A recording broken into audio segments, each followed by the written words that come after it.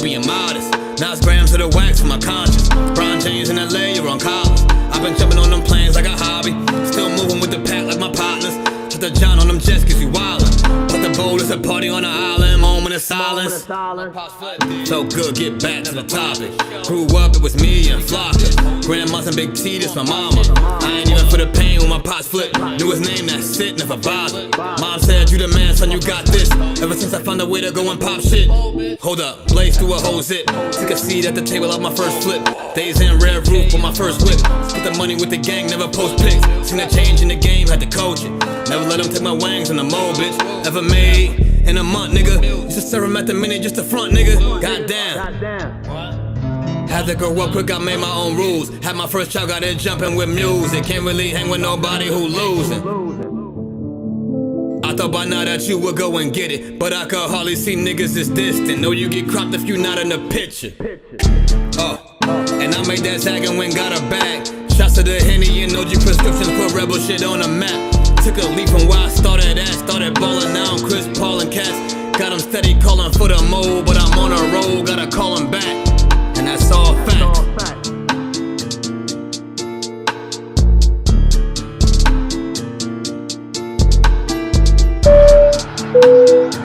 Ladies and gentlemen, welcome aboard. Welcome aboard. All carry-on items should now be stowed securely, either in an overhead bin or under the seat in front of you. All aisles, exits, and bulkhead areas should now be clear. All electronic devices should now be turned off and stowed, as they may interfere with the aircraft's navigational and communication systems. Once airborne, we'll let you know when you may use approved electronic devices, but note that some items may not be used at any time during the flight.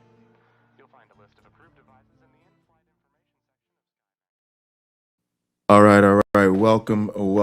Welcome everyone to another edition of the Pocket Locker Podcast. As always, I am your host with the most, all the way from the East Coast, and as always, good people, I am in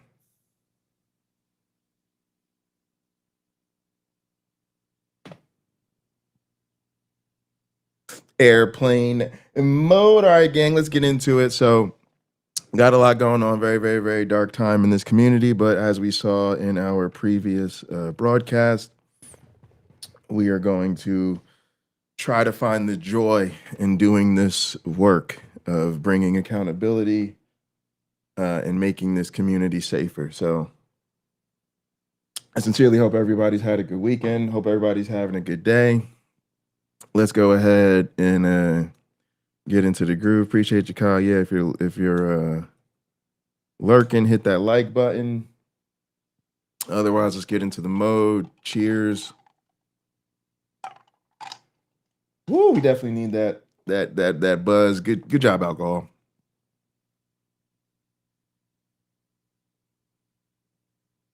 Y'all know we got the airplane mode going, so airplane mode and Hennessy, man. We always gonna have a good time on Sunday. All right. Let's go ahead and jump into it because, like I said, there's a lot going on. And, for the main event, we're going to really get into letting y'all see just how long this community rot in the atheist space has been going on. But before that, we have a bunch of things to get into that are also equally as important. So let's go ahead and jump into it. First thing we're going to start with is Pragmatic Crystal's post from literally a day ago, probably almost exactly 24 hours ago. She says, without active, intentional safeguards and a culture of belief for survivors, secular spaces end up replicating the very hierarchies they claim to have evolved past. The rise of the, quote, intellectual celebrity. When power is concentrated in a few individuals who are seen as the quote-unquote face of the cause, it creates a power imbalance that is ripe for exploitation. I'm asking myself if atheist communities sometimes protect abusers to avoid giving quote-unquote fuel to religious critics. There's a fear that admitting to internal flaws will make the movement look morally inferior. Another thought, the logic trap. In atheist circles, there's often a heavy emphasis on rationality and skepticism. This can be weaponized against survivors. The issue, abuse is often framed as a quote-unquote claim. that requires empirical evidence or a high burden of proof before the community offers support. Looking at you, Matt Dillahunty. Looking at you, Matt Dillahunty. Looking at all of y'all that treated this like a motherfucking debate. The result, this creates an environment where predators, often charismatic leaders or influential thinkers, can hide behind their intellectual contributions to the movement, making them feel, quote, too smart or, quote, too important to be accused. It's a tough reality to face, but the atheist and secular communities aren't immune to the same power dynamics that fuel sexual abuse in religious or corporate spaces. It's a tough reality to face, but the atheist and secular communities aren't immune to the same power dynamics that fuel sexual abuse in religious or corporate spaces. It's a tough reality to face, but atheist and secular communities aren't immune to the same power dynamics that fuel sexual abuse in religious or corporate spaces. Please be aware that this doesn't just happen to women. Be vigilant, be aware, be better. Okay? And PC has a playlist here. Okay, this playlist has 15 videos on it. Documenting everything that has gone on so far. There's also a playlist here on this channel. First video on her playlist, first video on my playlist, the same video. This is Patty reading her sister's statement. This is direct from the victim, notarized.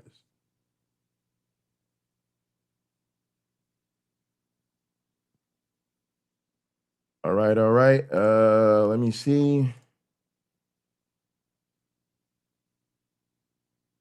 That's the playlist. All right. Now, what I want the rest of y'all to do is go down in the link, go down in the description for this video, or join our Discord. And you need to get what I'm calling the Community Starter Kit. Now, the Community Starter Kit has a link to Nancy's statement. Now, I've taken the time to get Nancy's statement OCR. For those of you who don't know what OCR means, OCR is when you take a PDF that is made of images and you run a computer analysis on it, and it reads and extracts all the text and it becomes searchable. Now, this technology is not perfect, but you can see it works. For instance, I can type in Bree, and you can see that I get this little messed up result here. But if I forward past that, I get breakage that does begin with BRE. And then I get this. These people included, namely, AJ of Ways to Human, Helen of Freethinker Fireside, Bree of High Psi, and Seth from Ambushed Apostate. I got very close to all of them. Little did I know, all of them would soon turn around and tell lies about me to protect my abuser and betray my trust in the worst way possible. Go to the next one. Bree of Hive Psi even said she was somehow my dom in a BDSM situation, and she took those same private messages of mine out of context to try it back it up. Even as a writer, I couldn't make this up if I tried. Whether these people believed Elliot was telling the truth or not, one thing is for certain. He got them to fight in this defense. Okay? Okay? You could put in Seth. Okay, you'll get a little false result there, and you go, these people include, right? And you Seth of Ambushed Apostate, right? And go to the next one. Seth of Ambushed Apostate even concocted a fallacious story that I tried to engage in a sexual relationship with him and that he wanted me to leave my husband for him. It would be almost laughable if it wasn't so harmful and infuriating that someone could go to such lengths to protect a man who beats the shit out of women. Okay, and that's in the same paragraph you could see right there about Bree. Okay, so we've now made that searchable. Okay, and then the next part of your toolkit is right here. That would be Patty's letter.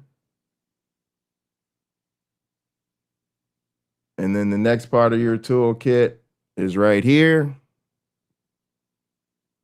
That would be Pragmatic Crystals playlist. Okay, and like I said, there's also a playlist here on our channel. Now, a lot of y'all know we do virtual offices. We were in a virtual office called Gather for years. We've migrated to a virtual office called Work Adventure. Work Adventure now has an actual app you can download if that's how you get down. Otherwise, you can just use it in your browser or use it on your phone. It integrates an app called Jitsi, which is basically like a free version of Zoom.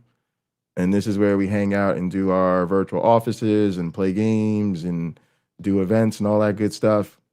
But yeah, there's a link in the description here. That's just kind of a plug because we're trying to really get this community going. We're trying to build community. We're trying to get in each other's lives. So that's where y'all can meet up with us. If y'all want to talk about all this and figure out how you can help, we're literally here to recruit the community. We're here to recruit as much help as we can get from the people we are friends with. So that link is in the description as well. And there's also a link in the description to our Discord. Now, let me be very real with y'all. There are 140 of us in this motherfucking Discord. Now, there may be some people who are not in this Discord very long as the mods go through and eliminate some of the foolishness and the waste and some of these flying monkeys we really don't want around. But at the end of the day, it's going to definitely be 100 plus of us up in here. So let's start to think about what it would look like if 100 of us was all hands on deck. What would it look like if 100 of us decided to show up and decide we're not going to tolerate this? What would it look like for 100 of us to be all asking, what can we do? How can we help? And boom, I created a new channel. Okay. I know it's a lot of channels. We're going to clean up the server, eliminate some of these channels people don't use. Again, our Discord's been around forever. But under here, the text channels, the main text channels, we have general, and I put the #1 top channel, Boycott Nano Con 26. Okay, so this is where I created this channel just for this whole thing. I just created this channel today. This is going to be the channel where our whole community is now involved. There's a lot of information that we've had at different stages and phases of this, and a lot of that was information that had to be, kind of kept under wraps. But now that this all is very public, all of this is public information. So when you come in here, it says right here, the new channel will be dedicated to our efforts as a community to support Nancy and hashtag boycott NanoCon 26. And boom, here's your starter kit. Okay, there's Nancy's statement, link, searchable as a PDF. Patty's video reading the letter, boom, link. Pocket Locker 86's playlist, full coverage. This community is rotten to the core is the name of that playlist. Boom, link right there.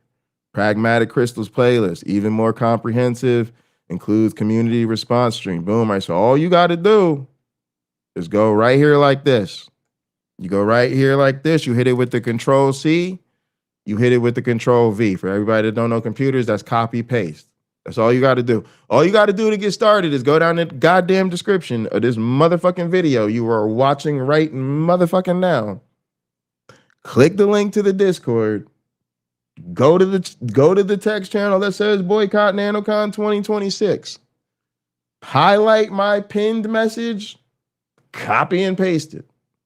Start emailing your favorite content creators. Start dropping it in their Discords.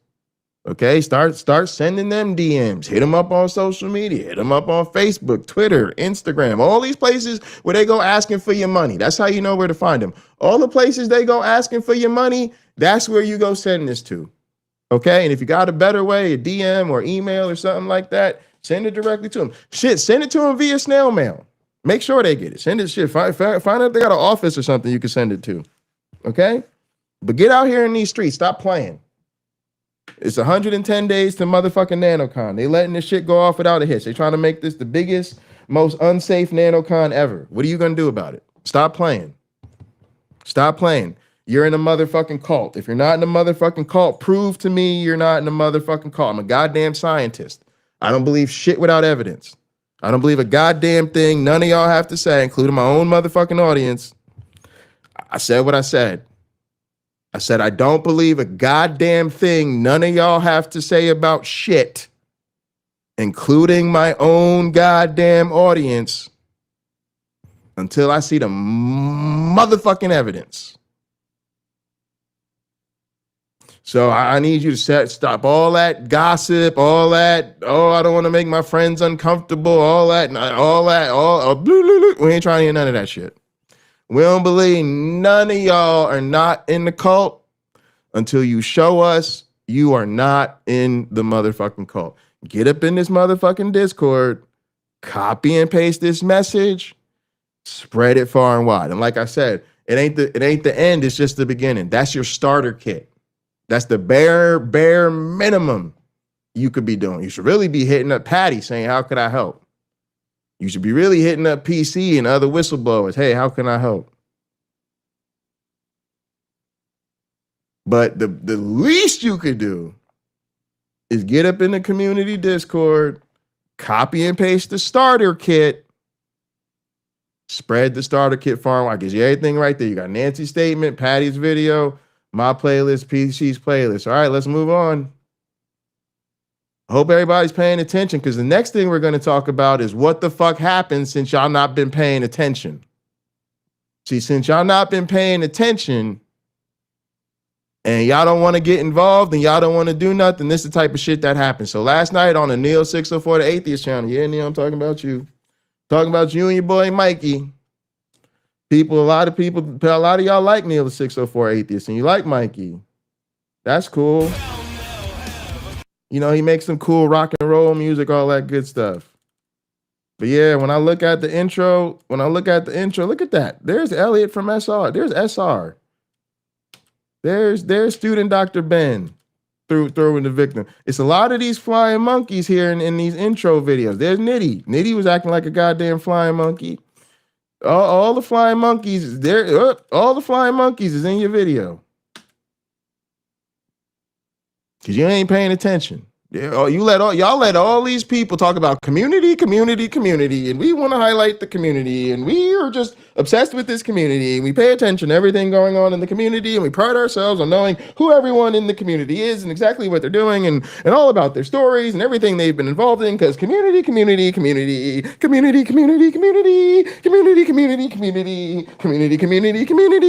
Nigga, why aren't you paying attention to what the fuck is going on in the community? Because we've been trying to tell you that this is a motherfucking monster. So last night, as you see here on his channel, they Mikey and Neil the 604 Atheist wanted to talk to Seth from Ambushed Apostate. Yeah, that's right. Hopefully you're making the connection all right. Hopefully you're making the connection already. Yep, that's right. Seth of Ambushed Apostate even concocted a fallacious story that I tried to engage in a sexual relationship with him and that he wanted me to leave my husband for him. It would be almost laughable if it wasn't so harmful and infuriating that someone would go to such lengths to protect the man who beats the shit out of women. And then last night on your channel, you were like, hey, guy who protects the dude who beats the shit out of women. Community. Come talk to us about community and how nice you are and how much you love the community and how skeptical you are and how we all have to be kind to each other and how we got to be skeptics and we can't be in a cult and the cults are bad, but over here we do community.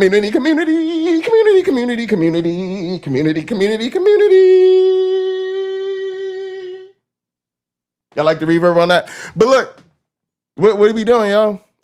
Look, you put them on your channel. And don't say I didn't try to warn you. Because you see here what they did, y'all. Had them on, then we got to do the after party. So that's 2.5 hours. Because, man, it would suck to find out that this happened to Nancy. And then you had all the flying monkeys on your show. You had all the people who've been dogging this woman out, harassing and lying about her. Meanwhile, me and PC was in the chat trying to tell you. Sending emails trying to tell you what's going on.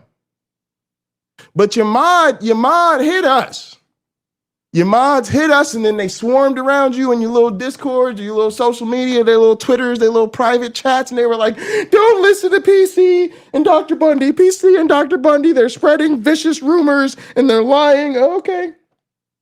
It would really suck to have to read Nancy's letter, figure out that all this happened and that you had all the flying monkeys on a panel on your show, including the dude that threatened the victim and her sister, including the queen flying monkey herself, Miss AJ. So y'all can talk about community. Come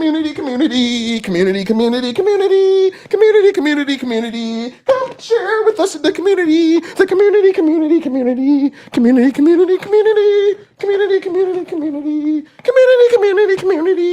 Woo, that's a rough look, boy. That's what we call a rough look right there. That's what we call a rough look like there. If only there were videos that people made sitting on a playlist 3 months ago that could have told you that was a bad look. Patty, I'm going to cut straight to it because I'm up to speed on everything. I'm not here to attack you or to question you about anything. I'm deeply hurt by how you have handled this, and I'm heartbroken that our paths are forking. I'm only here because I have one request. I make this request on behalf of several creators in the community that you helped cultivate, the same one that if I would not have found when I did, I'm not sure I'd have made it. The community you poured your heart into that helped so many people heal as a direct result. Thank you so much for what you've done here. Oh, Sky, what up? Yeah, when we first started this channel like years ago, we used to talk about the cult of the flying man cult. So we're all former cultists, and yeah, we deliberately played into like creating our own fictional cult and having fun with it. We still have fun joking about that. You got to remember, it's like a lot of us have, we've lived through that trauma, right?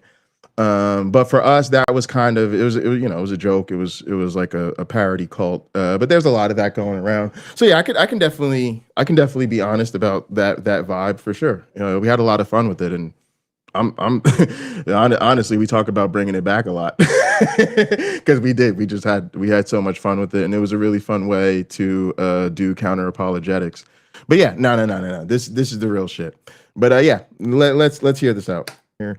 I mean that as genuinely as I possibly can, but the time has come to part ways. Now is the perfect opportunity to start a new channel. Let me go back to the beginning because you cultivate, deeply hurt by how up to speed on everything. All right, here we go. All right. I don't know why it's taking forever to pull up. All right, here we go.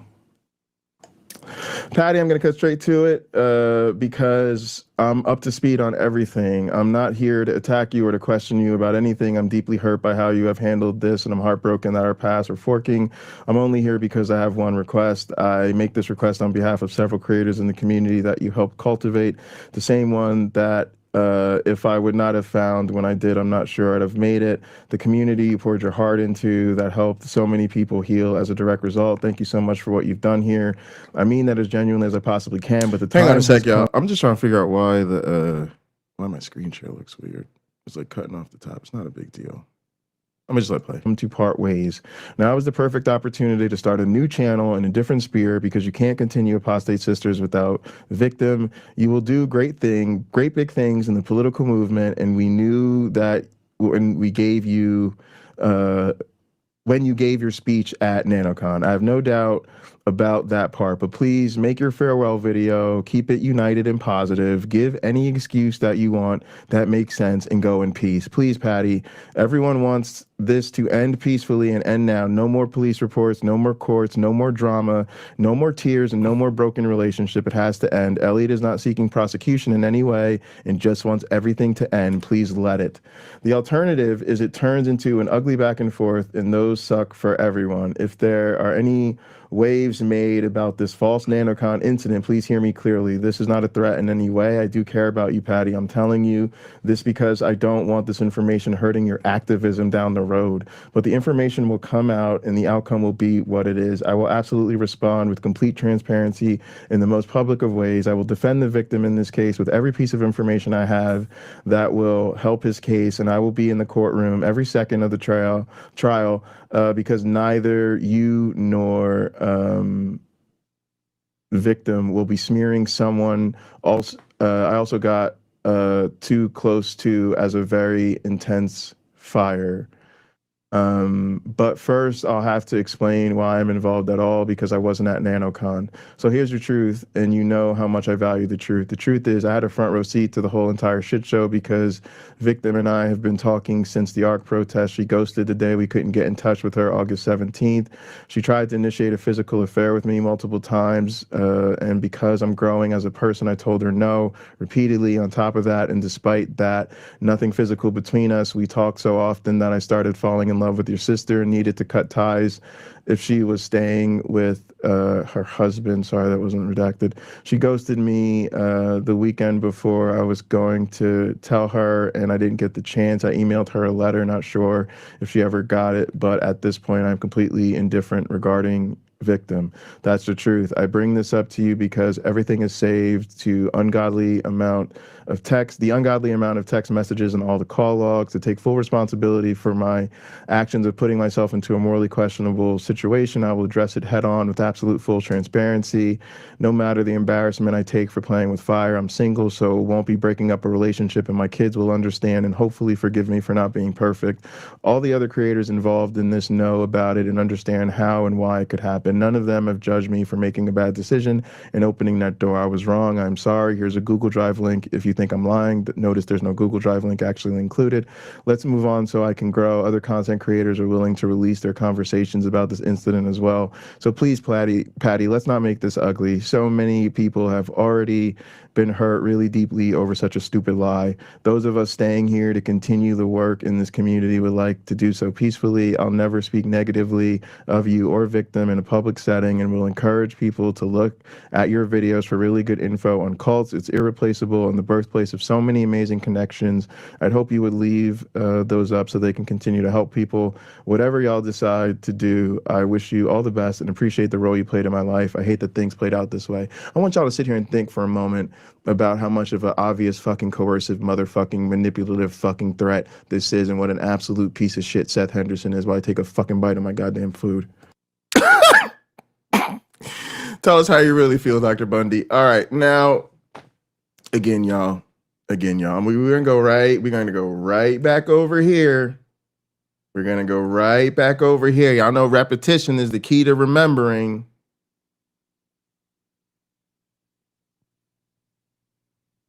It's a tough reality to face, but the atheist and secular communities aren't immune to the same power dynamics that fuel sexual abuse in religious or corporate spaces.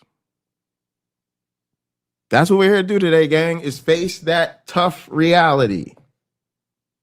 That atheist and secular communities aren't immune to the same power dynamics that fuel sexual abuse in religious or corporate spaces. And so it would be a real shame. It would be a real shame to have to realize that that woman was telling the truth, and that we began talking about this 3 months ago.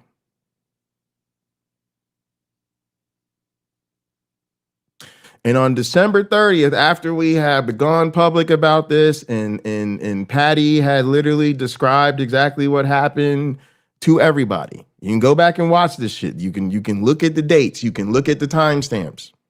You will see our story has been consistent from day one until today. It would be a real shame to realize that now, 3 months later, you are realizing this, and we tried to tell you, but since you didn't want to be part of the drama, you didn't want to be part of the divisiveness, you were happy to watch everybody throw the whistleblowers under the bus. It'd be a real shame if 3 months later, you had the guy that threatened the victim and his sister and a whole team of flying monkeys on your show for two hours or whatever, so y'all could talk about community. We're here for the community.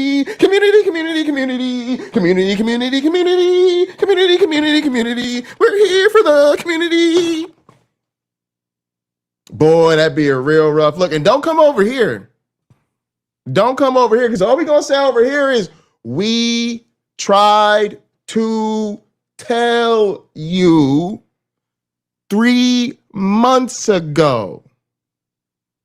We didn't just tell you 3 months ago. We showed you 3 months ago. Next time somebody tell you the whistleblowers and Jay and all of these people were trying to start division and drama and they were grifting, ask them people, then why was Jay on air reading Patty's emails? I get it. Dr. Bundy, Dr. Bundy, he is sharp. He is handsome. He is entertaining. And I heard the man got a dual PhD and he works a lot with computers and technology. I get it. Dr. Bundy kind of be sounding kind of brilliant. When you describe that Dr. Bundy character on paper, he do be sounding kind of brilliant. I ain't gonna hold you. Sometimes I gotta remind myself. I gotta put my own shit on paper. I gotta put my own shit on paper sometimes, y'all. I can look at this shit and be like, yeah, that Dr. Bundy's a bad motherfucker. I ain't even gonna hold you. When I put it down on paper like that, I realize that Dr. Bundy is a bad motherfucker. But I'm gonna ask you a question. Do you think Dr. Bundy's such a bad mamma jamma that he hacked into the Apostate Sisters email? Or do you think I'm working with firsthand documentation because Patty herself sent me this email after she had personally redacted it and said, here, Dr. Bundy, please share this on the show. You have my permission to read my email publicly on a live broadcast. I'm just asking you. I'm just asking what you, because one answer is much more flattering to me, right? No, Dr. Bundy, we know you were over there with your supercomputer skills and you hacked into the Gmail network and you got all into the computers and then you violated Patty and Nancy's trust because you're secretly a fucking evil, maniacal, fucking community-hating asshole. You community hater, and you hacked her because you communicated her, and then you read her lies, her vicious lies all over YouTube so you could make money as you lost subscribers. Oh yeah, they always forget that last part. You were grifting, you were trying to do it for the clicks and likes as you lost subscribers.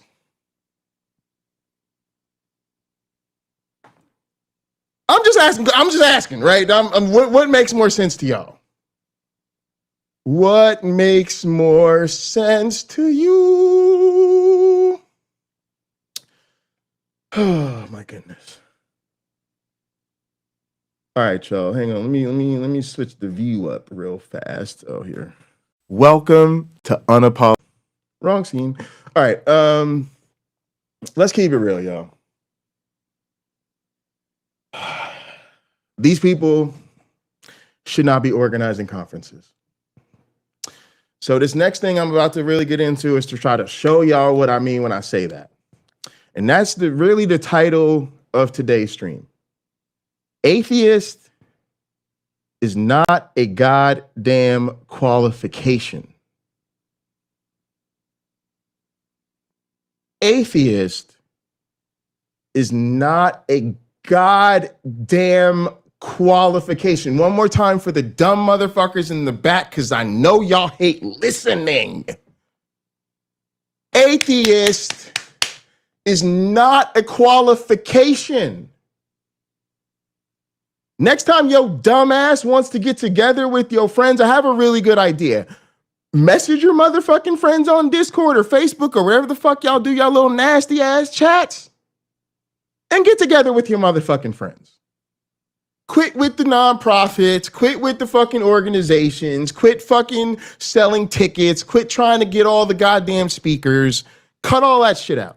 None of y'all should be organizing conferences.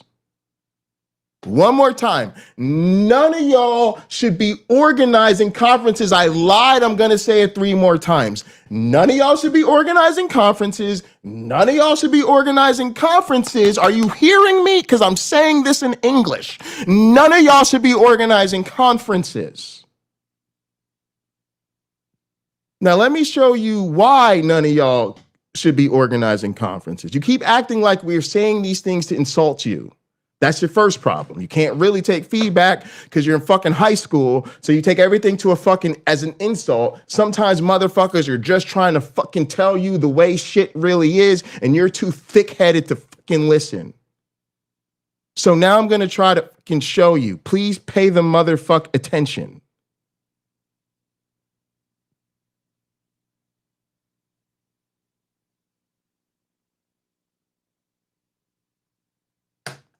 This is an email I got from work. This is a work email. I directly copied this from my university email address. I'm going to read it to you. It's on the screen. It says, "Greetings, Jason Bundy. This is a reminder that your annual compliance training due date is fast approaching. All university employees,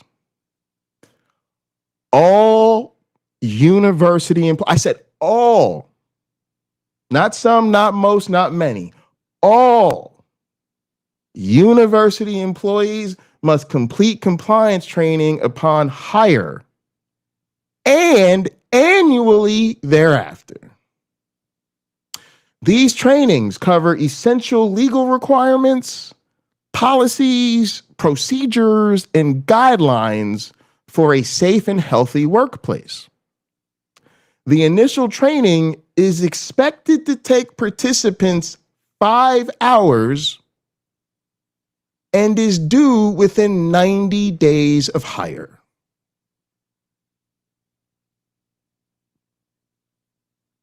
Courses required to be taken by new employees are as follows. Fire safety and prevention. Literally, we have to go through fucking training on fire safety and prevention, including all the different types of fires, all the different types of fire extinguishers, how to know which fire extinguisher to use when which fire, how to operate the fucking fire extinguisher, how to decide whether or not you should even use the fire extinguisher, what the procedures is before you use the fire extinguisher. When should you use the fire extinguisher versus evacuate? Do you notify your fellow coworkers before or after you use the fire extinguisher? Do you call the fire department before or after you use the fire extinguisher? These are all things on the fucking exam. And if you don't pass the exam, which requires a 100%, nasty little business these compliance folks do. If you do not pass the exam, which requires 100% accuracy because people can die if you get the answer wrong even one time. That's right. Passing requires 100% accuracy because motherfuckers' lives could be all the way over if you fuck this up even one time. So when we said y'all not qualified, y'all thought we was bullshit, and you're going to learn today. Harassment prevention for state and city employees.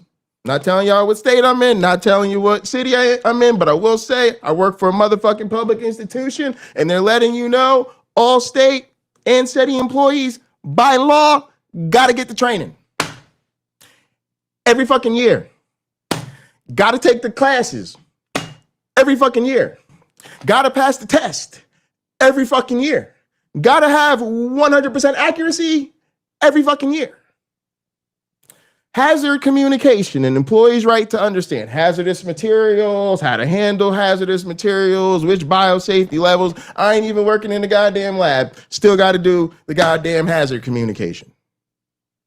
Preventing bullying and violence. Boy, do y'all need that one. Y'all need like the slow class version. I need like the extra course. Y'all need like the remedial, what we call remediation. Y'all need the remedial course. You need the remedial course. Y'all need this regular preventing bullying and violence that we have to take, and then you need like an advanced course. You need like an advanced course for motherfuckers who have clearly fucking failed. Promoting a substance-free workplace. Boy, have I ever heard that's a motherfucking problem with these goddamn conferences. Well, it's weird because I never go to a professional conference and have to wonder about, is the goddamn conference organizer going to be wasted all goddamn day?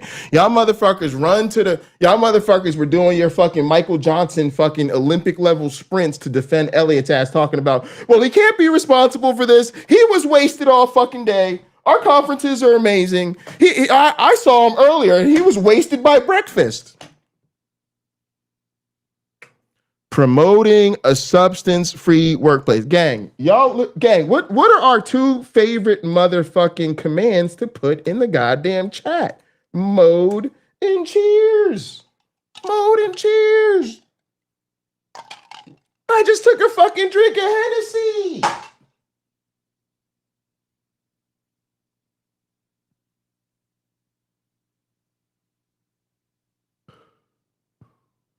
I just hit some shit that's like 90% THC. I'm all about the cannabis. But I understand that I need to have a goddamn substance-free motherfucking workplace. This isn't my motherfucking workplace. Do you see my motherfucking students sitting around me right the fuck now? Do you think if my students were sitting around me right the fuck now, I'd be drinking this motherfucking Hennessy? Absolutely not. You're goddamn right, because I'm a motherfucking professional. You think if I was organizing a conference, my ass would be drunk all goddamn day? Absolutely not. Why? Say it with me, gang. Because I'm a motherfucking professional.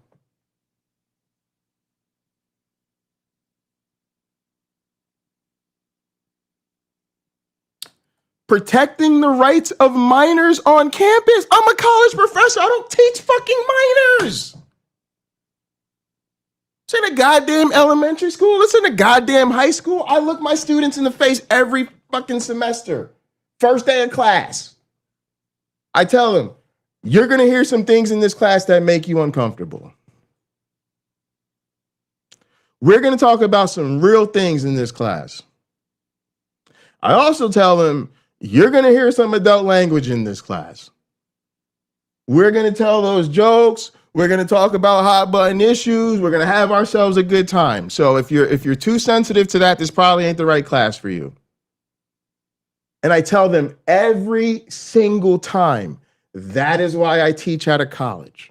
I teach out of college so that I know before I walk into the classroom that all of my students are grown adults. I can safely treat this like a room full of adults. Yeah, the university is like, yeah, we don't give a shit, Dr. Bundy. We really don't actually care what your job responsibilities are. Yeah, see, sometimes these things called minors, yeah, these younger human beings, yeah, they end up on the university's property. So since sometimes these things called minors, these people called minors, end up on university property, all university employees are required to take a course on how to protect the rights of minors on campus. But I don't work with minors. We do not. We heard you the first time. Right, gang? Nobody gives a shit. This is the rules. Security awareness for end users. We have to learn all about the goddamn IT system, the fact that the university has a lot of fucking sensitive data, and it doesn't want you being a dumbass with your devices on campus or off campus. That's right, motherfuckers. I could go to the state of fucking California, visit some motherfucking friends or family, be on my own motherfucking personal cell phone or laptop, and still have to be concerned about how every fucking thing I do might compromise the goddamn university's secure information. I literally have a fucking laptop, a fucking MacBook Pro. I can't fucking install a goddamn hard driver on. I can't even read my own goddamn files because I got to wait for the goddamn university to fucking give me approval, goddamn take their fucking blocker off of that shit. I wanted to install a free fucking audio production software on my fucking work laptop for a class I teach. Again, had to wait for not the IT guy, but for the IT guy's motherfucking boss to approve a written proposal. before I could install a free fucking digital audio software on my goddamn work laptop. Why? Because it's the university's fucking machine. And they're worried that everything that isn't on a very narrow approved list of software might be a motherfucking security risk. They don't give a fuck about your PhDs, your computer programming background, how great you are at fucking hacking into people's emails so you can start drama on YouTube. They don't care about none of that shit. If the shit you want to put on your computer is not on the approved list, you need approval. Regular IT person can't even give you that approval. That shit has to run all the way up the chain and come all the way back down chain. It took like 2 weeks. And then they were like, Dr. Bundy, you can install the software. I was like, God damn, thank you.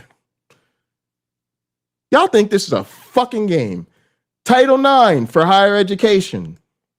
How many of you just asked what Title IX is? You're not qualified to run a conference. I swear to God, it's that simple. I swear to the God, I don't believe in it's that simple. Title IX for higher education. Anybody in the audience, anybody under the sound of my voice that just said, what is Title IX? You are not allowed to run a conference. Title IX is federal law that prevents sex discrimination from any institution receiving federal funding, which includes every state and every city. And like I said, any other institution that gets federal funding. So everybody who didn't know what Title IX is, sit your ass down. You're not a conference organizer. Your role in workplace diversity. I'm black, left-handed. I'm an atheist with a motherfucking disability. Nobody gives a shit. You got to do this shit. And you got to do this shit every fucking year. It drives us crazy. But that's how it is. And they don't care that you did it last year. They don't care that you did the same exact module at your other employer. They don't give a fuck about none of that. And they remind you, all employees are expected to complete current and any outstanding trainings each academic year. You literally cannot step on university property and continue to collect a paycheck if you do not go through the motherfucking training. And each fucking module is a whole ass course where they stop periodically and keep checking your learning and make you do practice problems and shit. And then they give you a motherfucking exam. And if you don't get 100, you repeat that shit all over again. Y'all think it's a fucking joke. Next piece. This is safe evolution. This is safe evolution. Evolution is the annual conference of the three leading professional societies for evolutionary biologists: the American Society of Naturalists, the Society for the Study of Evolution, and the Society of Systematic Biologists. You see it right here. Sorry, I'm reading like a dumbass. Society of Systematic Biologists, Society for the Study of Evolution. This is SSB. This is SSE. This is ASN, the American Society of Naturalists. Told you I'm an evolutionary biologist. Evolution 26, we do this every year. Safe Evolution, the Council of Evolution Societies, that's these three, is committed to promoting a safe, inclusive, and professional environment at evolution meetings and ensuring that all activities are free from discrimination, bias, or harassment of any type. The Safe Evolution program was designed to establish standards of appropriate behavior, to address work climate-related concerns, and to offer support to members who may feel harassed, threatened, or unsafe in any way when participating in joint meeting programs. If we all engage, we can make the joint evolution meetings a professional and meaningful experience for everyone. Safe Evolution makes us part of the solution to a persistent problem in academia. Notice how they start by acknowledging the problem, not saying, oh, we know because we all have PhDs that we're too good and too smart to be the problem. They say, nope, nope, nope. Safe Evolution makes us part of the solution to a persistent problem in academia. We don't kid ourselves that we're above this. Starts with fucking humility.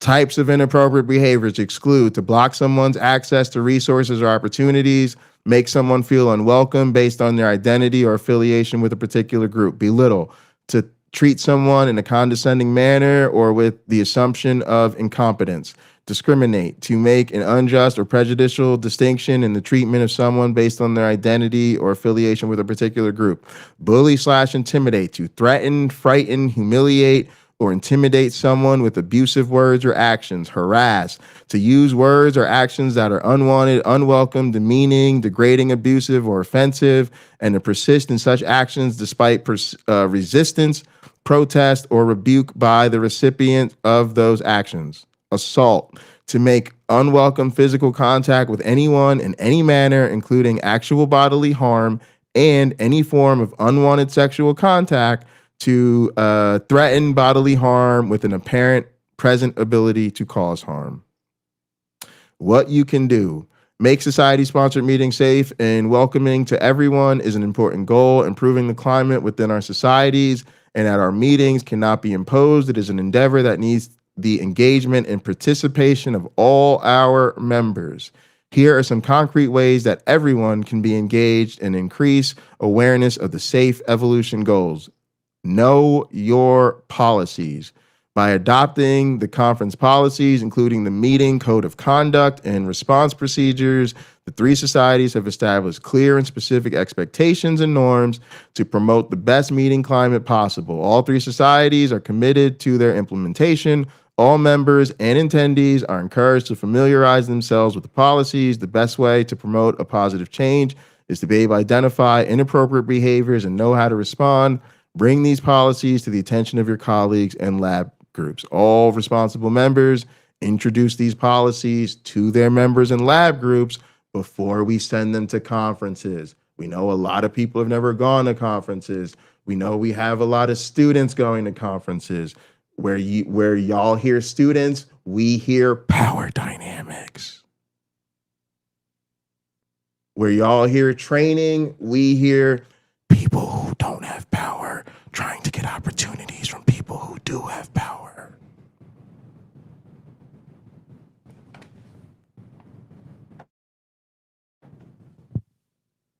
Oh. All right, so everybody has to go through the training. So what constitutes inappropriate behavior? As norms and expectations change, we expect changes in what is considered acceptable behavior. Issues of behavior and bias are often difficult to talk about, but the most productive discussions happen when we share common goals. Have an open discussion with your lab group members, your fellow faculty, and your fellow students about our ultimate goals as a society and why safe and inclusive society meetings are important. Be explicit in your discussions about what is or is not appropriate behavior to be open to discussions on differences of opinions. At where I worked, everybody had to do this shit. We had seminars and discussions where they literally brought us all in, and they were our Friday seminars. So you nobody had an excuse to miss it because everybody's typically here for our Friday seminars because they're after Friday, and that's where we talk about the most important research. And instead of having a researcher come and talk to us all about their new sexy evolutionary researcher, we had people break down safe evolution, why we had it, why we needed it, what the research was, what the problems were, the whole 9 yards. Because it's not a fucking game. Let's make this our responsibility. That's the attitude everybody has to have. Let's make this our responsibility. What has this community's response been to this incident? What, do you think this is supposed to be our responsibility? Well, I mean, if I'm the organizer of the event and somebody gets thrown down the stairs after hours, is that my fault as the organizer of the event? I'm the organized event. I've dismissed everybody. I've said class is over for the day. Am I responsible if somebody gets thrown down the stairs later? Y'all should not be organizing conferences. I'm just saying. All right. Reporting procedures. Oh, here we go. Be an active participant in safe evolution. Think about ways you can send the message that the best environment for doing science is one that is fair, equitable, and welcoming to all participants. There are many ways to promote discussions, engage in diversity-focused activities, and be proactive. Make a positive change for our scientists and our science. reporting procedures, report an incident. For Safe Revolution meeting, we all need to speak out against harassment and other inappropriate behaviors. If you need to report an incident of any unprofessional behavior by society members or other individuals affiliated with Evolution-sponsored activities, conference, workshops, publications, please contact directly our Evolution Safety Officer. Safety Officer, do you need to report a code of conduct incident? There will be a safety officer available during the virtual and in-person meetings. A phone number will be provided prior to the conference, and the email will be it'll be evolutionsafetyofficer@gmail.com. Duties will be provided by Grand River Solutions. Here it is, Grand River Solutions. Notice the transparency. Notice the transparency. There's Grand River Solutions. We can all check them out and decide as a community if this is a legitimate organization, if this is a legitimate process. We can look into their cases. We can look into their qualifications. We can look into their leadership. We can look into how their organization is structured. We can look into the resources they provide. We can look into their process. It's not a oh, trust us, bro, we got a guy. It's not a oh, trust us, bro, we got a guy. No, we don't do trust us, bro, we got a guy. We don't do that. We don't do that. Grand River Solutions is a service provider dedicated to helping campuses and communities develop effective, practical, and sustainable responses to equity issues, including, there it is, Title IX, Title VI, Title VII, VAWA, ADA 504, digital accessibility, and Clery Act compliance. Things we all learn about in our trainings, most of y'all probably never fucking heard of. We provide a broad range of consulting and software services to support and assist institutions to achieve their gender and equity goals. Our services include conducting investigations, delegated roles, hearings and appeals, alternative resolutions, training, processes, policy assessment, climate surveys, mentoring, and more. Our products include Case Tracker, a Title IX and equity software solution, and the River Connect, a virtual community of colleagues and experts.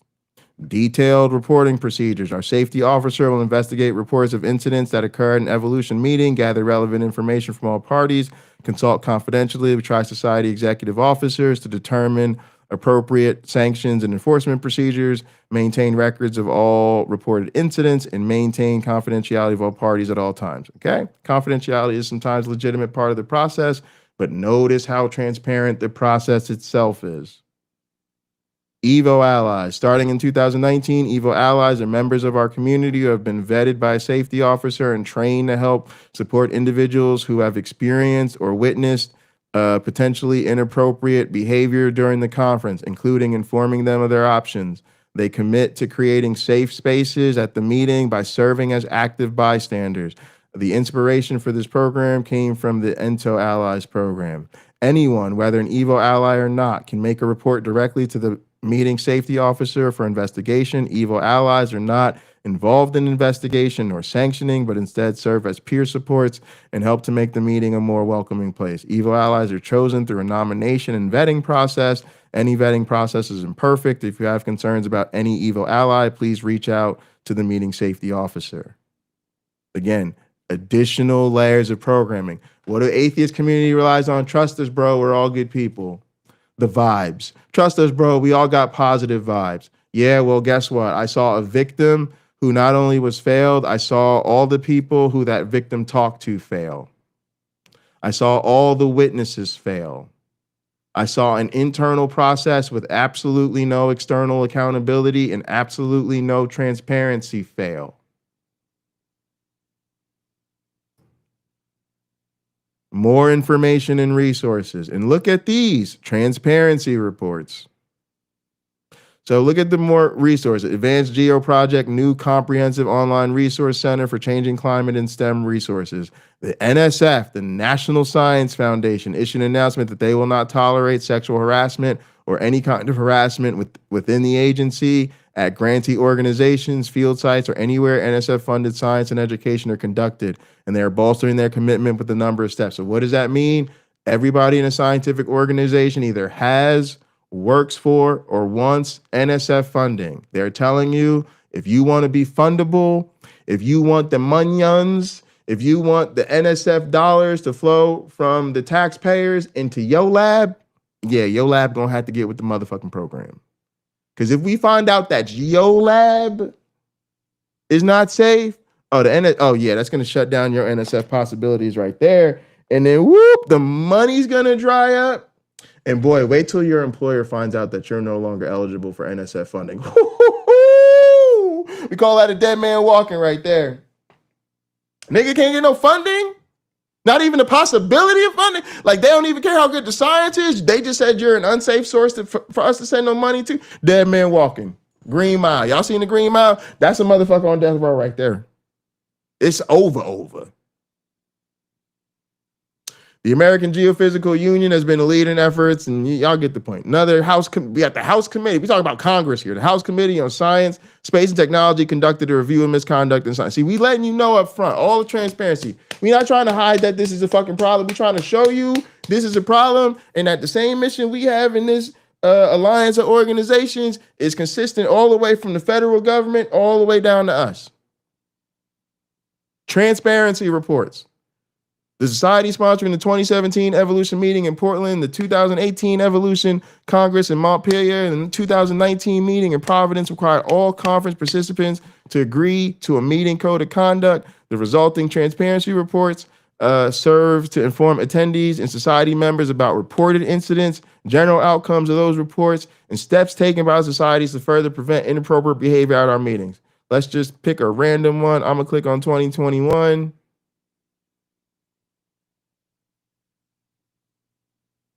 There it is. Code of conduct report.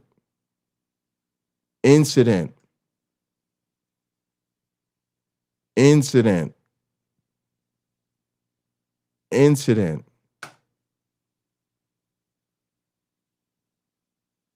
look, y'all. They included off-site events on Gather.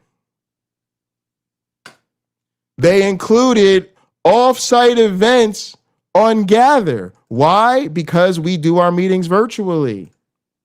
And sometimes we have those after hours, not even after hours. Sometimes we do poster sessions, sometimes we do conferences, sometimes we do meetings. We do actual conference events in Gather as well. And then we definitely also used it for our social events and the after hours stuff. So even Gather stuff, okay, included in the report. Nano Con, where's the report?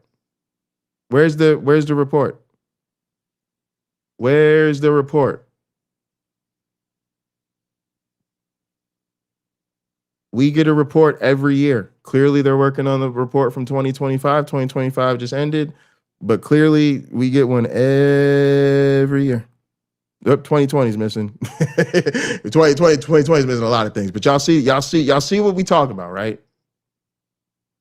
Data on unwelcome behaviors, right? At Evolution 2019, the Code of Conduct Committee presented a poster summarizing data from an IRB approved. IRB approved means we got approval to do human subjects research. Survey of the members and recent meeting attendees. We asked about their experiences with unwelcome behavior in general, and at the Evolution meeting, these data make clear that efforts to reduce inappropriate behavior are needed in our community and at our meeting. Read the poster.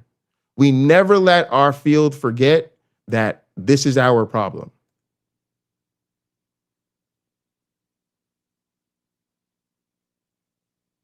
Okay, this is the fixture. I don't really know why it's not popping up. I have seen this before. I can download it or whatever. There it is. Okay, there's the data. And I tried to make this point before. We don't just put the procedures and the protocols place. We're fucking scientists. We see this as a scientific problem. If there's harassment, discrimination, hostile culture, any of that going on, it becomes a barrier to who can do science. Having barriers to who can do science determines barriers for what science can be done. Because we know different people bring different perspectives. And so the only way science can ever truly reach its full maximum potential is if it fully embraces diversity, if it fully embraces inclusivity, if it fully embraces safety. That's the only way we can ever hope to even try to get a scientific profession that reflects the diversity of the populations we are serving. And so here's all people who we know these names. These ain't no losers. These are heavyweights who see it as a scientific problem. We have to do research on the harm we're doing. And then we have to be transparent with our entire community, our entire society. If here's how we are fucking it all the way up. And we don't hide it. We don't say hide that person. Block them. Don't listen to them. They're liars. We say, show me the data. And then we never forget that this data of all these incidents, all the times that we've been fucking it all the way, we never forget that this is us, that we did this, that this is our profession, our field, our conferences, our training has been unsafe for our most vulnerable members. And we never let that data cause us, we say we never gonna forget that that is why we do all of this.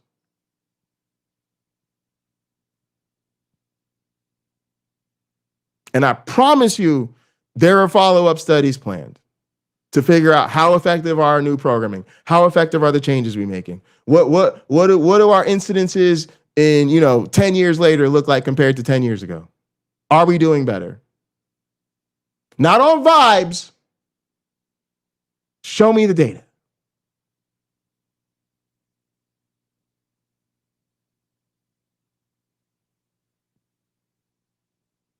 Now, for those of you that are really paying attention,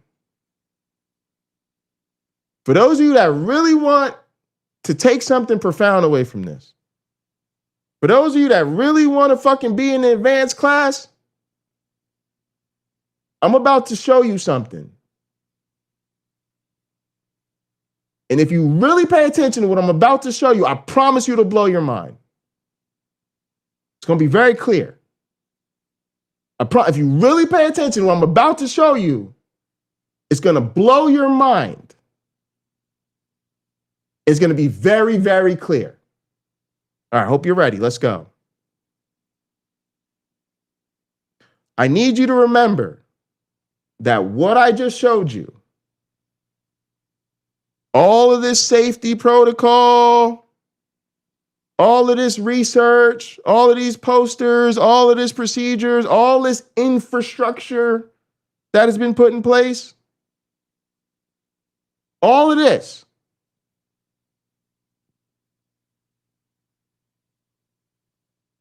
is for people who have already gone through all of this.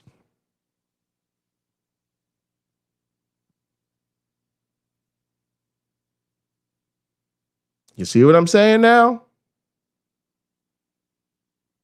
All that procedure and protocol and conference safety and committees and reports and research is for a conference full of professionals knowing good and goddamn well 90+% of your members are professional academics whose institutions make them go through this every fucking year. And the conference organizers are like, yeah, we still don't give a fuck. We don't give a fuck that you have to sit through 5 hours of safety training a year. We have all these layers of structure, procedures, and protocol at our conference anyway. When we know good and goddamn well your home institution is making you go through this shit every goddamn year. Now compare that shit to this atheist shit. Compare that to this atheist shit when none of these people have any fucking qualifications. Not the organizers, not the speakers, not the sponsors, and damn sure not the attendees. None of y'all motherfuckers have training. None of y'all are safe. And then y'all have no protocols, no safety, no transparency.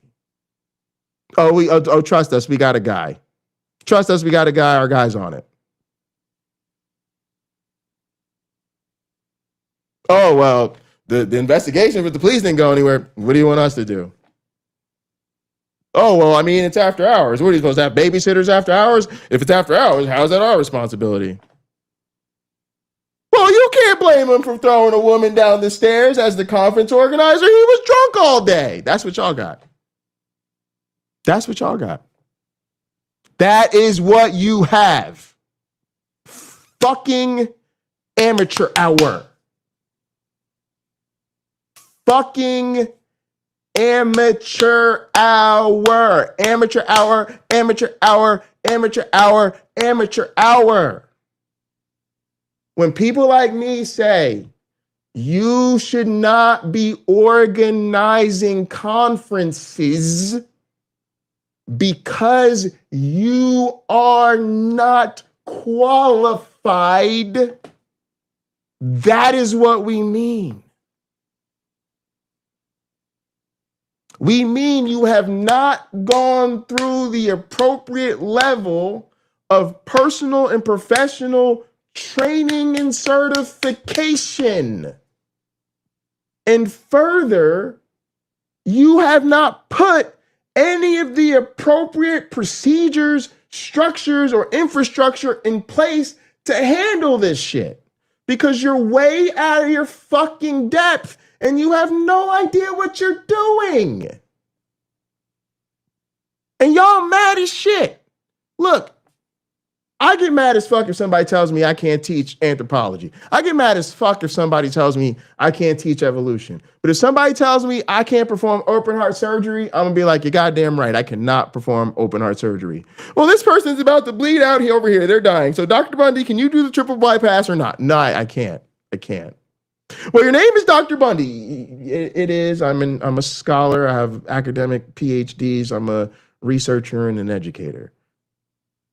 Well, but your name's doctor. It is, but I don't do heart surgery. But you teach students how the heart works. I do. It is. It's actually part of my job to teach my students how the heart works and how the blood goes from one place to the other and through this chamber and that chamber and the pulsing and how it does the lub-dub sound. I teach them all that. I'm not qualified to do open heart surgery. I wish I was and I could save this person's life, but I'm not qualified. You might want to call 911.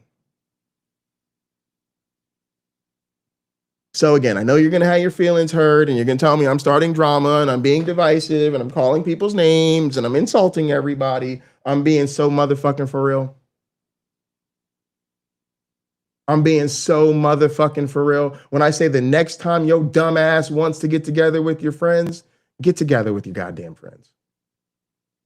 Just rent a place, do you a little, what they call the shit, the little, you rent the house and everybody take a little room or whatever, the Airbnb or whatever, you do a little Airbnb. Airbnb yourself a little bed and breakfast. That's how regular people do that shit. You Airbnb a little bed and breakfast. You set up a little Cash App or a little something, a little GoFundMe, whatever. Have everybody throw their little pitch into the thing. Y'all rent the Airbnb. You go out in the woods somewhere to a big ass house with an Airbnb, knock yourself out. Next time you want to get together with your friends, get an Airbnb and knock yourself out. But y'all need to leave this conference shit alone. Y'all need to leave this conference shit alone, y'all. Y'all should not be organizing conferences. If you remember nothing else I say today, y'all should not be organizing conferences. Please understand the words that are coming out of my mouth because I'm saying them in the best English I know.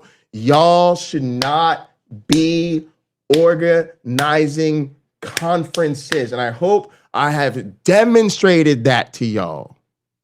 Because even with all the training I go through every year, even knowing all the safe evolution stuff and having lived through its development and history, even being a person who's been relied upon by the very same societies to develop diversity programming and lead diversity programming at those same conferences, even as a repeated speaker and attendee, as somebody who's been a speaker and presented research at those conferences, if they came to me and said, Dr. Bundy, do you want to organize this year's conference?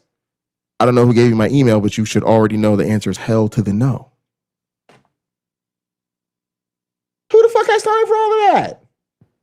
What about me developing diversity programming and being a speaker and going through my institutional training every year and understanding the Safe Evolution program top to bottom? What of that makes you think I'm a good conference organizer?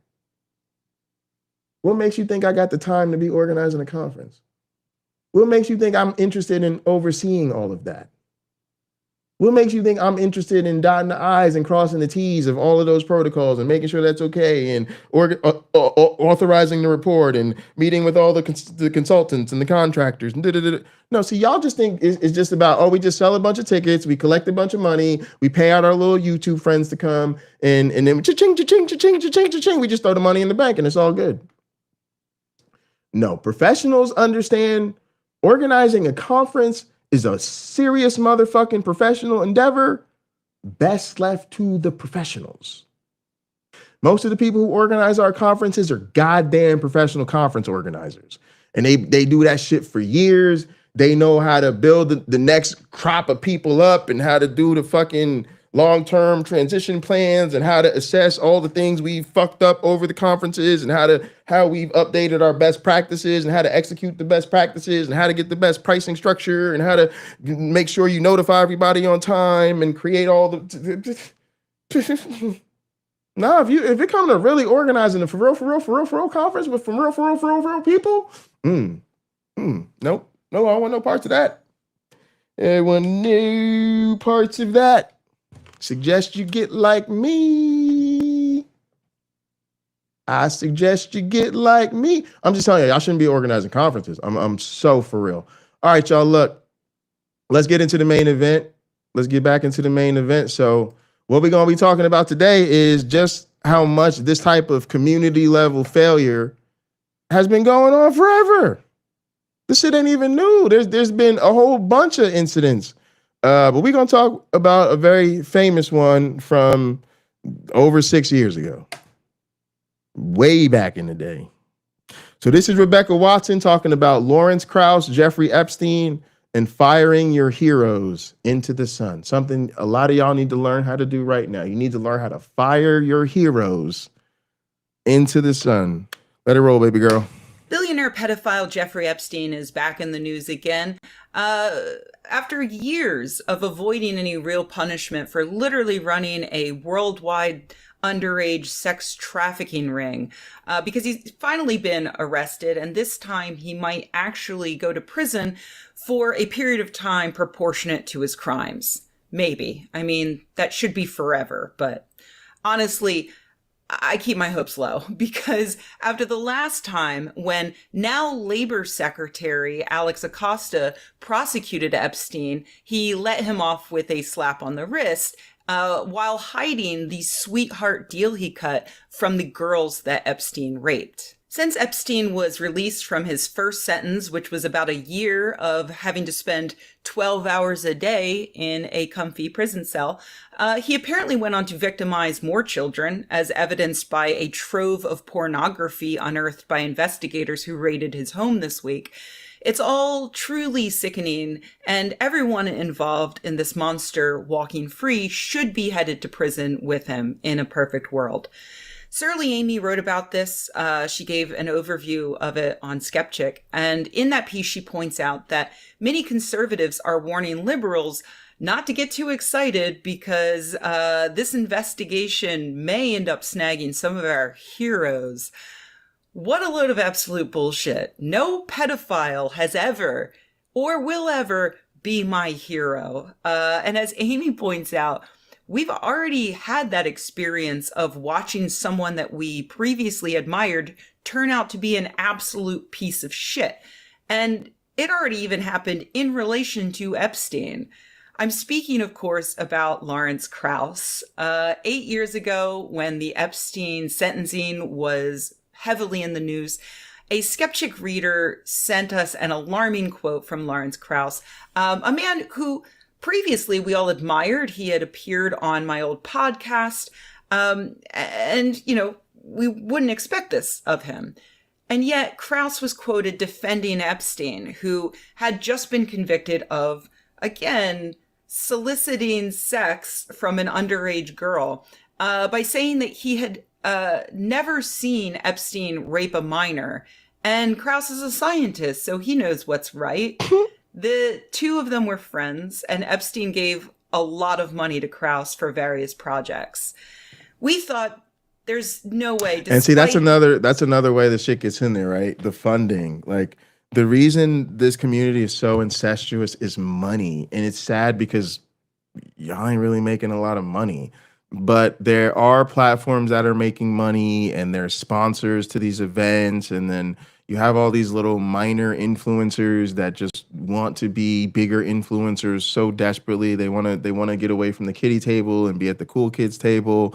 So they've got to cozy up to all of the YouTubers who have become monetizable, because those are the people who you literally idolize and want to be. Since you want to be those people, you have to let those people get away with all sorts of shit, right? Or else you'll lose your proximity to power. So it's just disgusting. And yes, y'all, this is all cult behavior. You got to realize, like Kyle's comments at the very beginning of the stream, cult is not exclusive to religion. Cult is about the behavior, the group behavior in particular. And so if you're in a group where influential people can harm people, and organizations are not held accountable for platforming those people, and organizations are allowed to continue to profit off of people even when they're not safe, and nobody's willing to call this shit out publicly because they don't want to make anybody uncomfortable, and your favorite content creators won't say shit because they're afraid of losing opportunity, income, or eyeballs on screens and asses in seats, you're in a cult. You're in a cult. You're in a cult. And we're trying to get you to leave the atheist cult. I'm not saying atheism is a cult, but this particular YouTube atheist quote unquote community, definitely very cult-like behavior. And not in the sexy, vibrant way. Not the cult of the flying man. Let's have some pseudo doctrine and sing some hymns. No. We're talking about literally elevating the leadership classes of someone who threw a woman down the stairs, choked her, and absolutely nothing was done about it. And for some reason, your favorite content creators are about to be the headline speakers at that same event, and for some odd reason that hasn't seemed to piss y'all off. Or I guess y'all are just so peaceful and so collaborative and so polite, and y'all just want everybody to get along and be harmonious, that it doesn't bother you that Monte Mader, Matt Dillahunty, the friendly atheist, Hemant Mehta. Do y'all know who Hemant Mehta is? Y'all know who Hemant Mehta is. I know I'm really kidding y'all, because I know y'all know who he is. I know y'all know who he is. The friendly atheist. And again, I don't got beef with Hemant Mehta. I'm a big Hemant Mehta fan. A huge. See, look, he making fun of a measles outbreak. Apparently there was a measles outbreak at the Ark Encounter. And today he talked about about this guy Christian influencers pushing a plan to strip women of their voting rights. I mean, I just think he does such award-winning, great coverage of all the problems in these churches and cults and how there's no accountability.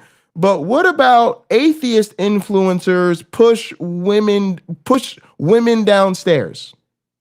Atheist influencer pushes woman downstairs. What about that for a friendly atheist video? When are we getting that one? Now, like I said, I'm a Helen Meta fan. If the shit pops up, sometimes I watch it. Most of the time I don't. Honestly, I don't really give a shit because honestly, I think most of these people are fucking useless, and I don't really need to watch content to understand how stupid and ridiculous Christianity is. So I kind of watch content for the show sometimes, but really I'm not too interested. But for those of you that are real big Hemet Meta fans and you're so sure through your parasocial affiliation that he really, really does care and he's really different than all the other grifters and the people who were just in it for the money, like I said at the beginning of the show, we don't believe none of y'all. We don't believe him and we don't believe you. I don't believe anybody until I see your behavior. I don't believe that anybody's not in a cult. I need evidence. I need proof. Prove it or lose it. Prove it or lose it. So I think most of y'all are suckers in a fucking cult and you have these parasocial relationships to these people and you are afraid to really confront them with what the fuck is going on because you're afraid of what you will have to realize when they don't do a goddamn thing. So since you realize, ooh, it would really suck if I sent this email to him at Meta about what the fuck is going on and he didn't say a goddamn thing or do a goddamn thing about it, that would really suck. So you just don't do it. But fuck all that. I don't believe you till you got some skin in the game, and I don't believe him till he got some skin in the game. So let's see what y'all both about. If y'all keep wanting to tell me, oh Jay, you've got to check this person out. His channel's so great. He's different than all the others. He's so genuine. He's so good. I believe he's like my brother. I believe he's like my brother. He's so good. He's such a good guy. Okay, cool. You put some skin in the game. You hit up your good guy. Tell your good guy what the fuck is going on. And I'm going to be sitting back here like this. Like, there's 110 days to Nano Con. 110 days to Nano. I said there's 110 days to Nano Con. And I'm waiting to see what he do. I want to see what he do. I want to see what he do. Because as of right now,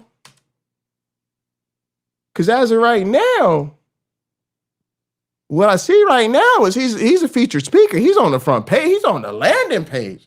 He one of the first motherfuckers they want you to really. And there's Monte Mater, woo, and Promise, and Matt Dillahunty and Glenda. Ooh, Glenda herself. Y'all know Glenda be on that sexy time with Glenda.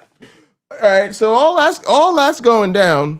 Oh, yeah, and don't forget AJ. We're going to get some sexy AJ, maybe another bat pose from AJ. You know, sexy time at Nano Con. Oh, there's Gail. Gail likes sexy time at Nano Con. So all your favorite content creators are going to be there. Sexy time at Nano Con. Woo! Don't miss it. Woo, I wonder what Monte Mater is going to have to say about all this.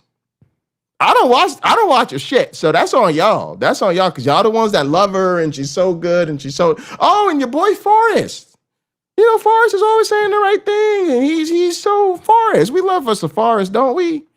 Let's see what Forrest has to say about all this. I can't wait to hear what they have to say. Let's look at the sponsors. Let's look at these sponsors. Who do we have? We have Polaris Financial Planning, the American Humanist Association, the American Atheist, Godless Engineer. Wait, Godless Engineer. Godless Engineer. I think I've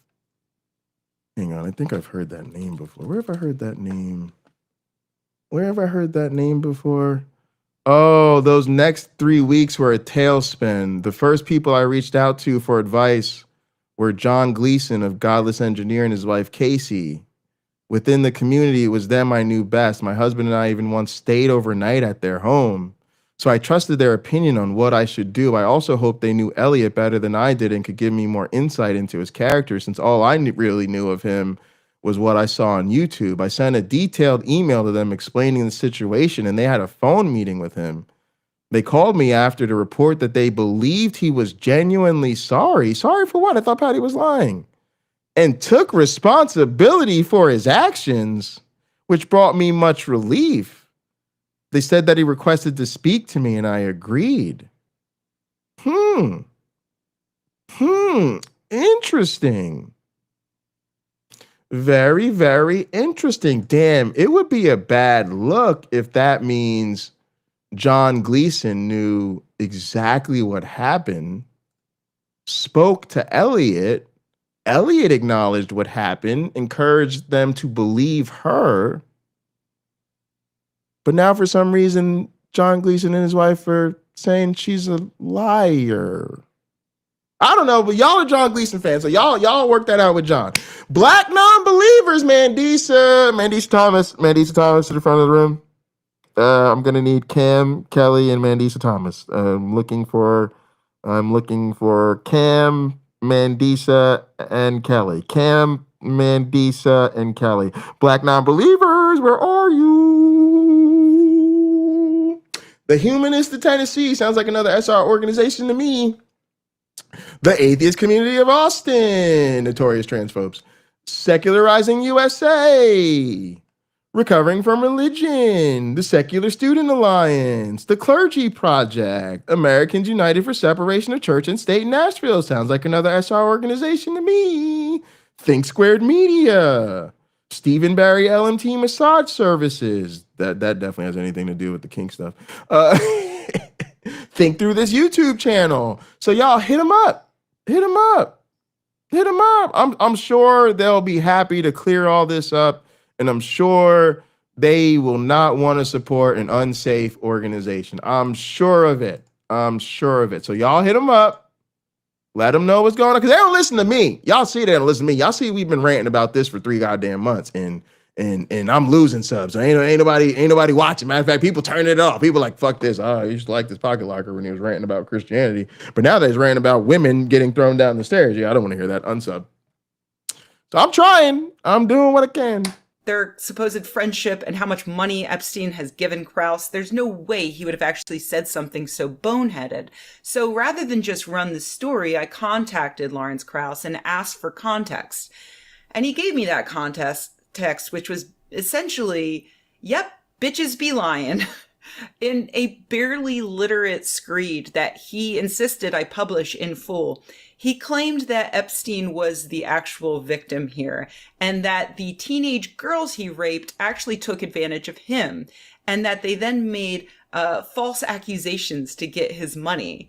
When I published all of his statements, Krauss went on to quadruple down and jumped into the comments on the post, pointing out that even if Epstein did rape those kids, Krauss knows for a fact he came out of prison a more thoughtful and responsible man who was intent on doing good.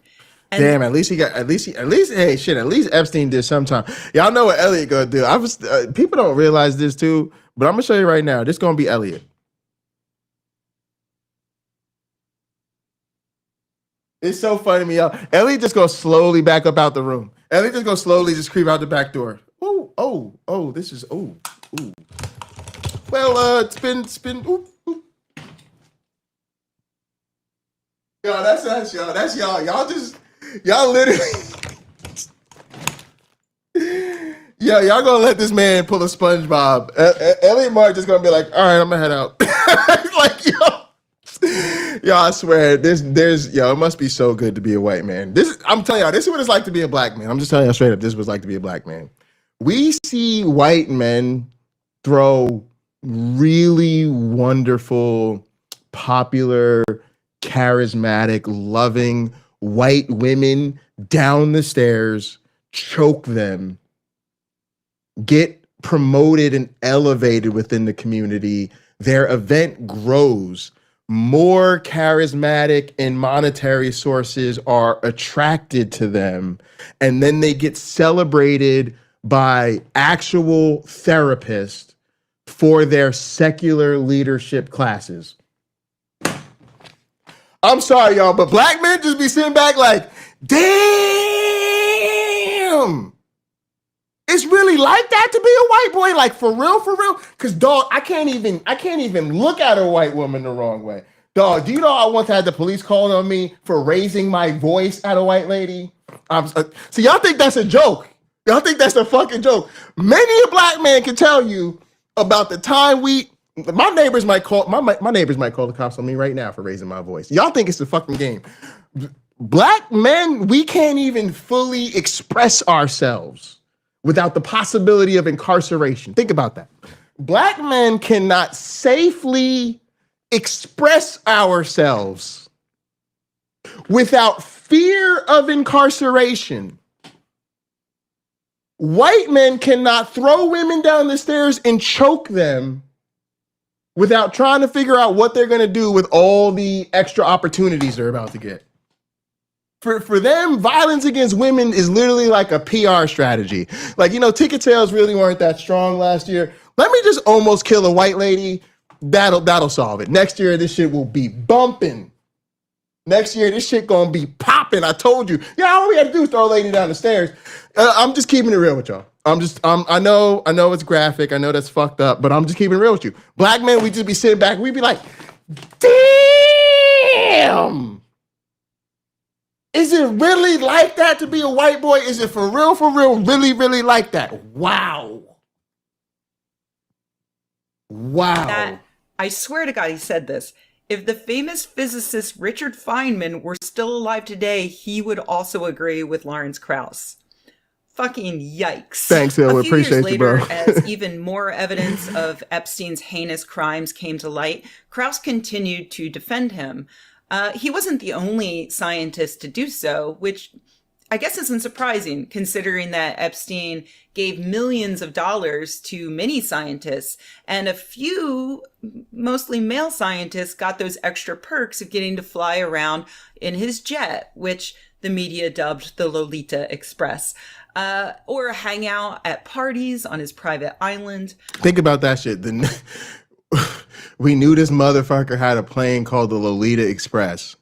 We let celebrities and scientists and a whole lot of other influential, mostly rich and powerful white men fly around on the Lolita Express like it was all gravy, baby. It was just all great. It was literally tongue-in-cheek thing the media would just laugh about. Little giggles. The Lolita Express. That's what we telling y'all. We like, really?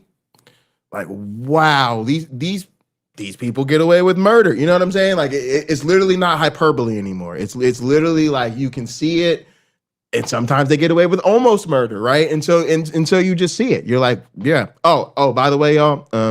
By the way, I'm gonna just say this. This is my words and my words only.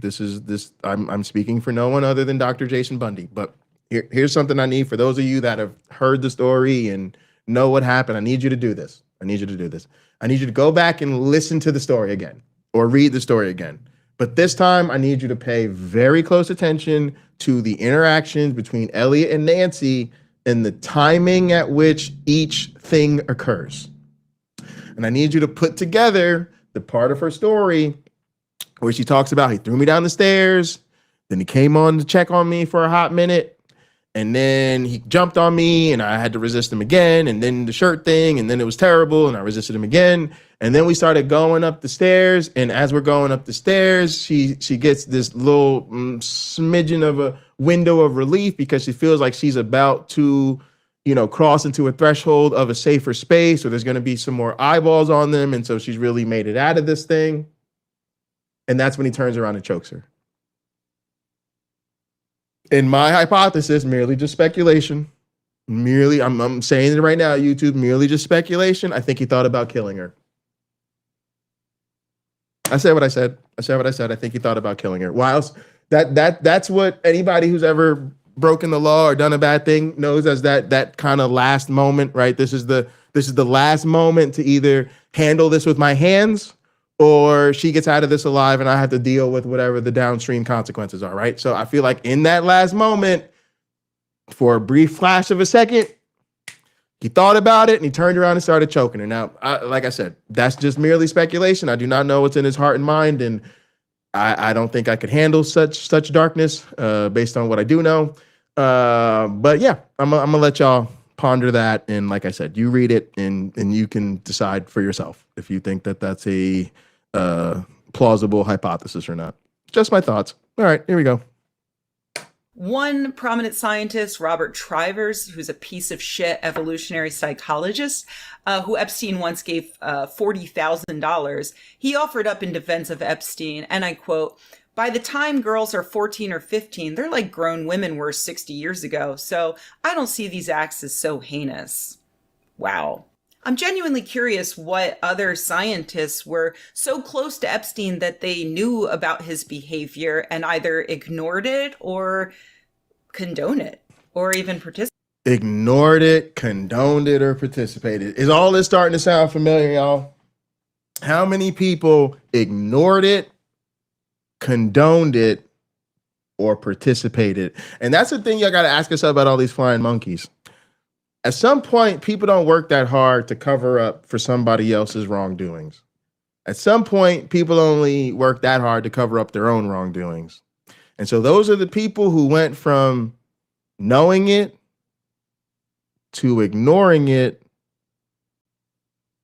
then from ignoring it to condoning it, and then from condoning it to participating. And that's where your AJs and your Brees and your Seths are. Like when you're all the way typing threatening emails to the victim's sister, yeah, you're participating, right? And so now when shit hits the fan and the truth comes out and everybody's starting to realize this shit actually happened, the reason you're ducking and dodging and working overtime to cover your tracks is not necessarily because you're covering up for Elliot anymore.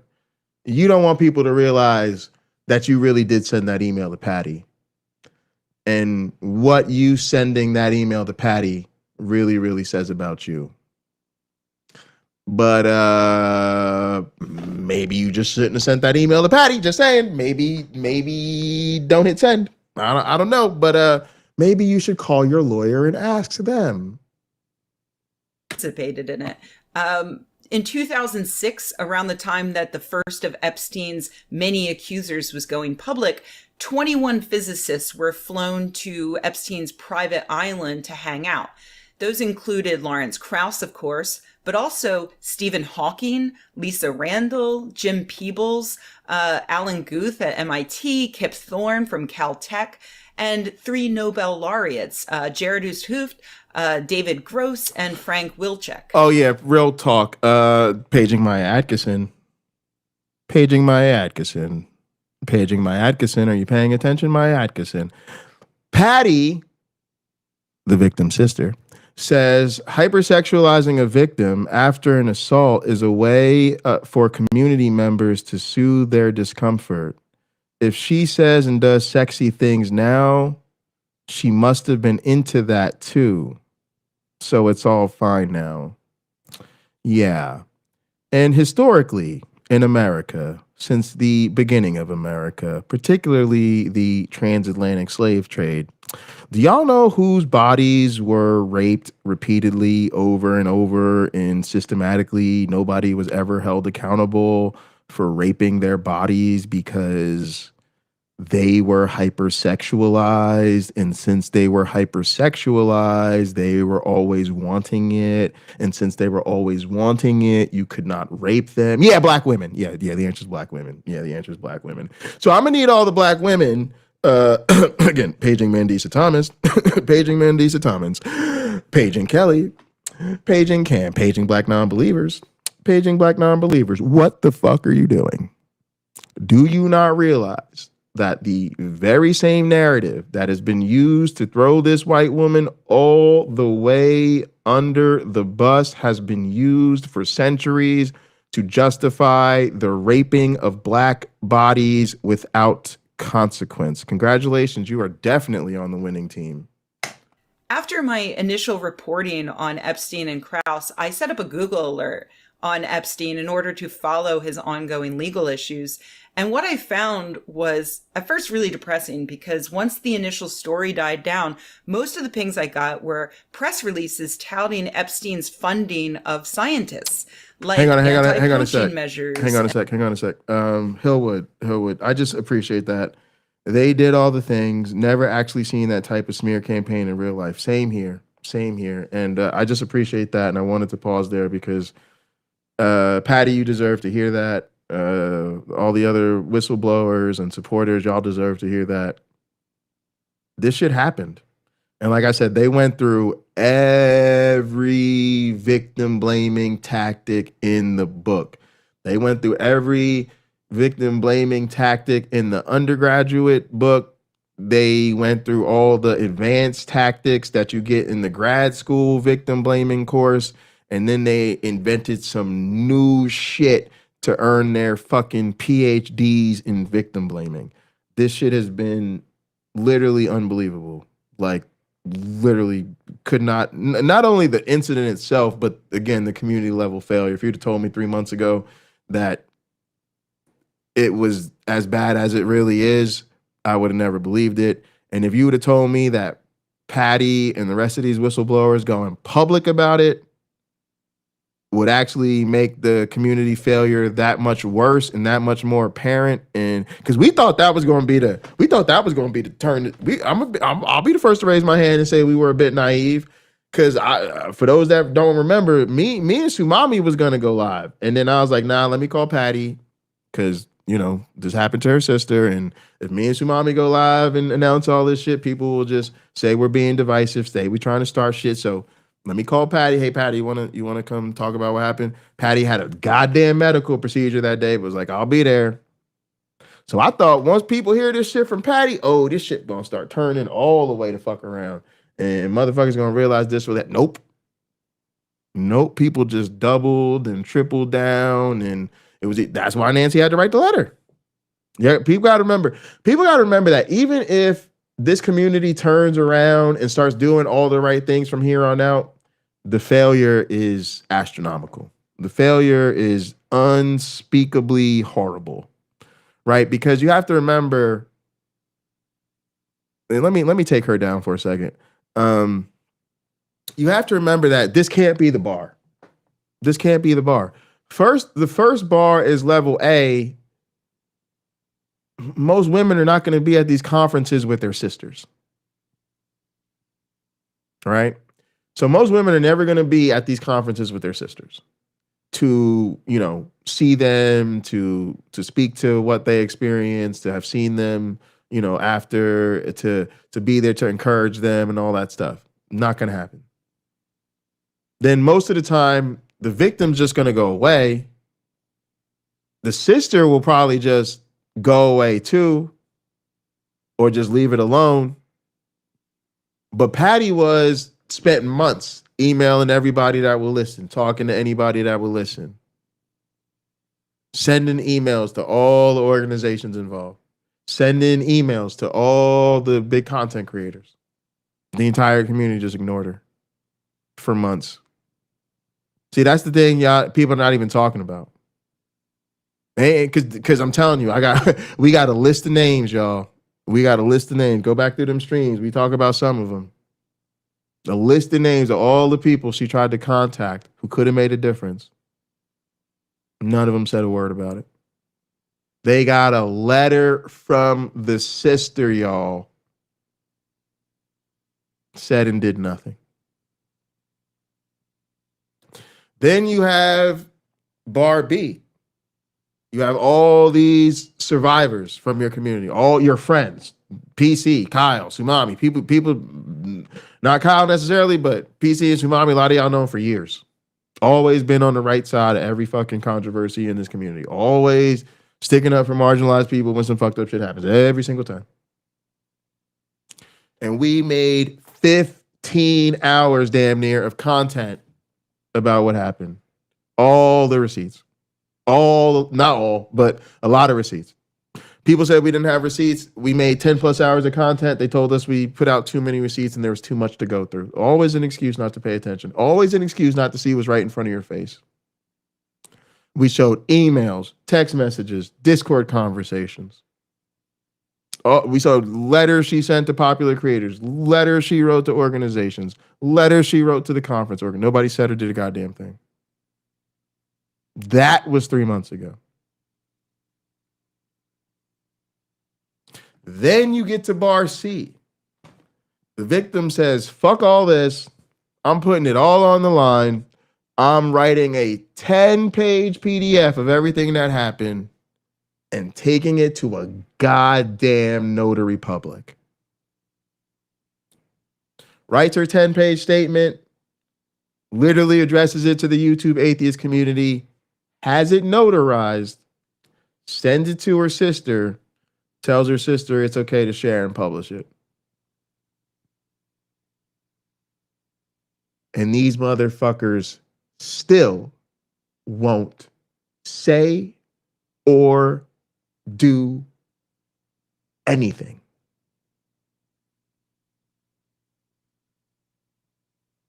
So even if I woke up tomorrow and this magically turned the ship around and then everything just fell perfectly into place and lined up like dominoes, oh no.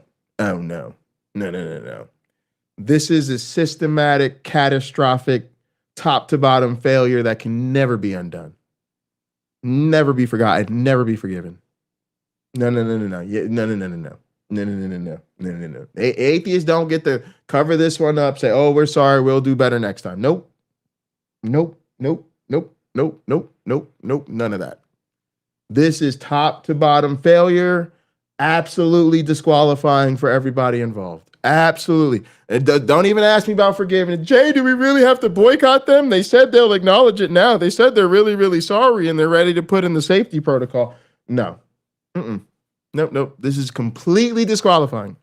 Any sponsor, organization, content creator that knew about this, looked the other way, completely disqualifying. I'm not saying people need to go after you personally. I'm not suggesting I don't want any harm to come these people's way, but you need to self-select yourself out of this. You need to say, I am not the cult defeating expert I thought I was. I am not the person that you should be listening to, trying to tell you how to intellectually develop in a way that's going to make you a safer, more progressive, inclusive person. These people need to recognize they are unqualified, step the fuck aside. If you will not recognize that you are unqualified and step the fuck aside, we're going to put the pressure on you till you are publicly shamed into realizing you are not qualified and forced to step aside. This is absolutely disqualifying on every single fucking level. This is not some shit you get to say, oh, we're sorry, whoops, and we'll do better next time. No. Nope. Just like students I have. Cheat in my class once, I might fail you on the assignment. Cheat in my class twice, I'm going to remind you your work was detected as being generated by AI. After that, you're going to have to explain it to my boss, and I don't want you in my class anymore. And 3D breast cancer scans. The gross thing is that it worked. I saw things like this article from Forbes where Drew Hendricks writes an entire article about science funder Jeffrey Epstein without once mentioning that this man was convicted of raping an underage girl a few years prior. Again, celebrating him, right? Lawrence Krauss and all these people, they want to celebrate Jeffrey Epstein because he funds science. Now notice that he did a good thing, right? Well, shouldn't we celebrate him for doing a good thing? Right? This is what's happening with Elliot. He's allowed to keep organizing events. He's allowed to be on everybody's platform, and they're literally advertising his secular leadership classes. He's building organizations. He's continuing to be promoted. His events are more popular than ever. His events are featuring bigger and better speakers than ever. His events are attracting more sponsors than ever, and he's being celebrated for his leadership classes, while the same people doing that know and are ignoring the fact that at last year's event, he threw a woman down the stairs, choked her, and not a goddamn thing was done about it. And that is all being blamed on the victim. If you do not do something about this, if you continue to support the speakers and the organization sponsoring Nano Con, you are in a cult.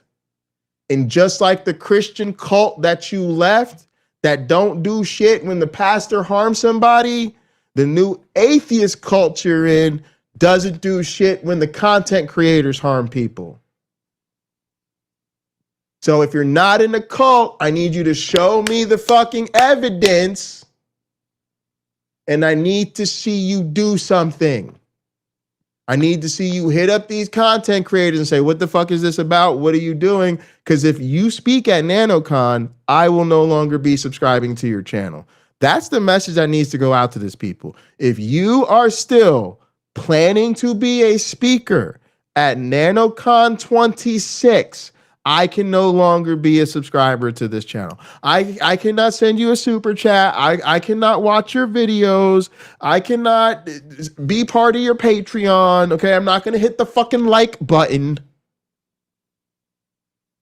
If you do not speak out about what happened at NanoCon 2025 and announce that you will not be a speaker at NanoCon 2026, that shit should be non-fucking negotiable. If you're still trying to find wiggle room out of that, you've got some serious self-reflection to do. When is enough enough?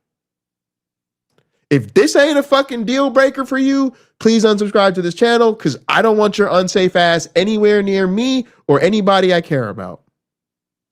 That article is about Epstein funding an organization called Open Cog, founded by Ben Goertzel in 2013, 5 years after Epstein's conviction. There's absolutely no way that the people of Open Cog didn't know that they were being funded by an actual pedophile who arranged an international sex trafficking ring. And again, but they went ahead with it anyway. Exactly. And again, go back and look at the streams. Go back and look at the playlist. These people all got letters from Patty. Many of them responded. Do not let these people tell you they didn't know what happened. They are fucking liars. They knew. Now, some of your content creators that are speakers there this year, maybe they didn't know. A bunch of them did, but some of them didn't.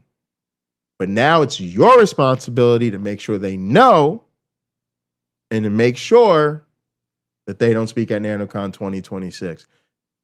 Because if they do, they're showing you they don't give a fuck. They're showing you they don't give a fuck. And I don't care how many emails they get. I don't care how much their inbox blows up. I don't give a fuck what excuses they use. They are not safe if they've gotten so big that their own goddamn audience can't alert them to how unsafe an event that they're a keynote speaker at. If you've gotten so big that with 110 days to go, an entire community of people was trying to say, hey, this happened at last year's NanoCon. You really shouldn't speak at this one. And you could not receive that message, take the time to understand what the fuck was happening and act appropriately again. You're not goddamn safe. There needs to be fucking consequences, y'all.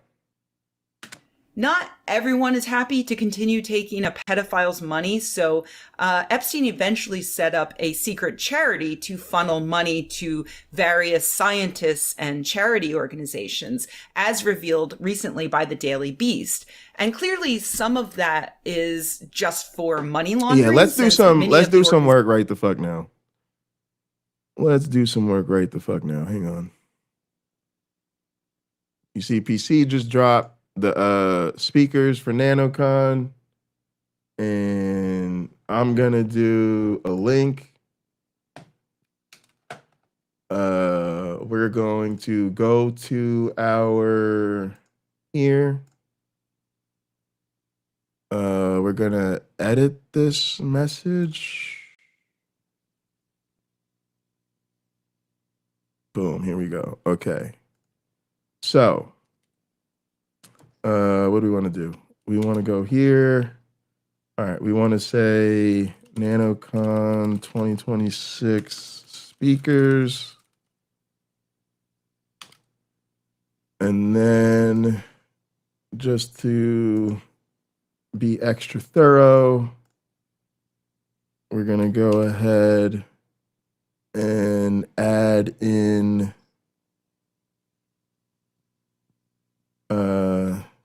NanoCon 2026 sponsors. And in case people are curious, we'll go ahead and include the Con 2026 schedule. All right. Again, y'all, all you got to do is go to the description of this video, click on the link for our Discord, come to text channels. The primary text channel for our server is general. The one above it is boycott Nano Con 2026. This has your starter kit. It says started kit. Oh my goodness, I can't spell. Should say starter kit. All right. So all you got to do is get in the chat, and then boom, like I said, you just highlight this, copy and paste, copy and paste, copy. And all you got to do is copy and paste. When you copy and paste this to your favorite Discord and copy and paste this to your favorite content creators and copy and paste this on social media, it's going to give you Nancy's statement as a searchable PDF, Patty's video reading the letter, my playlist with full coverage of the event, Pragmatic Crystal's playlist, even more comprehensive coverage, including community responses. And then they're going to have NanoCon 2026 speakers, NanoCon 2026 sponsors, NanoCon 2026 guys. You are literally sending them everything they need to act accordingly. We're not just talking that shit over here. We fucking community organizing. It's called organizing for a goddamn reason, because your ass got to get organized. We're trying to help you be organized. We're literally giving you the kit. All you got to do is copy and paste it.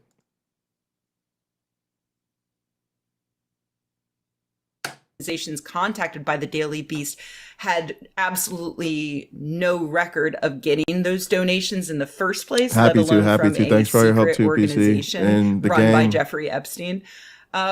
But that article does show that some people did take the money and they still knew that it came from Epstein.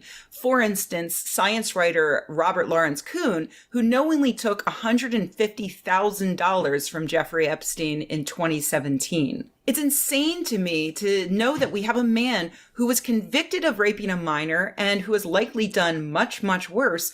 And all of the scientists he gave money to are either completely silent about it or vociferously defending him. Again, we now also know SR has at least one previous victim of very serious violence. So all the people saying, we'll do better next time, this was next time. All the people saying the atheist community will do better, this was 6 years ago. So Elliot has a history, failed on that front. This community has a history probably almost a decade old. Really. Because this is focusing on Krauss. There's been a number of incidents related to gender violence, harassment, sex discrimination, whatever it might be, in this community. So don't let anybody tell you, oh, well, the difference between us and Christians is that was one bad apple at one bad event that happened one time. No. That was a perpetrator with a history in a community with a history. And again, no religious organization can own this. No political party can own this. No corporation can own this. When Nancy, that victim, sent a letter to her sister because a community did not believe her to the point she felt like she had to provide a 10-page notarized statement, it is very clear that that letter was explicitly addressed, and the victim in the letter specifically addresses the atheist community on YouTube. I need everybody to sit with that. She specifically addressed the atheist community on YouTube, not the atheist on Discord, not the atheist on fucking Twitter, not the Catholic Church, not the evangelicals, not Turning Point USA, not CPAC. This here atheist YouTube community, the one you and I participate in. Notice how I include myself in the community that's part of this fucking problem. I've yet to find a single comment from any of the scientists he's wined and dined saying so much as, hey, it's wrong to set up an international Of child course, Patty. sex Happy to help. trafficking ring. And that's completely fucked up. In 2018, Krause's own sexually abusive past fully came to light in a BuzzFeed investigation that found several women who said he had sexually harassed them in the past, including a woman who complained that Krause propositioned her for a threesome while he was speaking aboard a Center for Inquiry cruise ship. CFI buried the complaint and invited Krause back on the cruise at a later year. This is no shock. Abusers protect abusers. That's why Krause hasn't simply been silent about Jeffrey Epstein. It's why he's been one of the ones vociferously defending him. I mean, why would Krause abandon someone over some light child rape when he himself has regularly pushed straight on past women's established boundaries? And that's the other thing. Abusers protect abusers. So that's why all those people have to ask those hard questions. Like, why did my mods not want me to know about this? If you're Neil, the 604 Atheist, if you're Mikey Famine, you guys got to ask yourself that question. Why didn't your mods want you to know what happened? I got a better one that just popped in my head. Why didn't your mods tell you what happened before you had them on? Oh, and the crowd goes wild. And the crowd goes wild. Better start asking them hard questions, my dudes.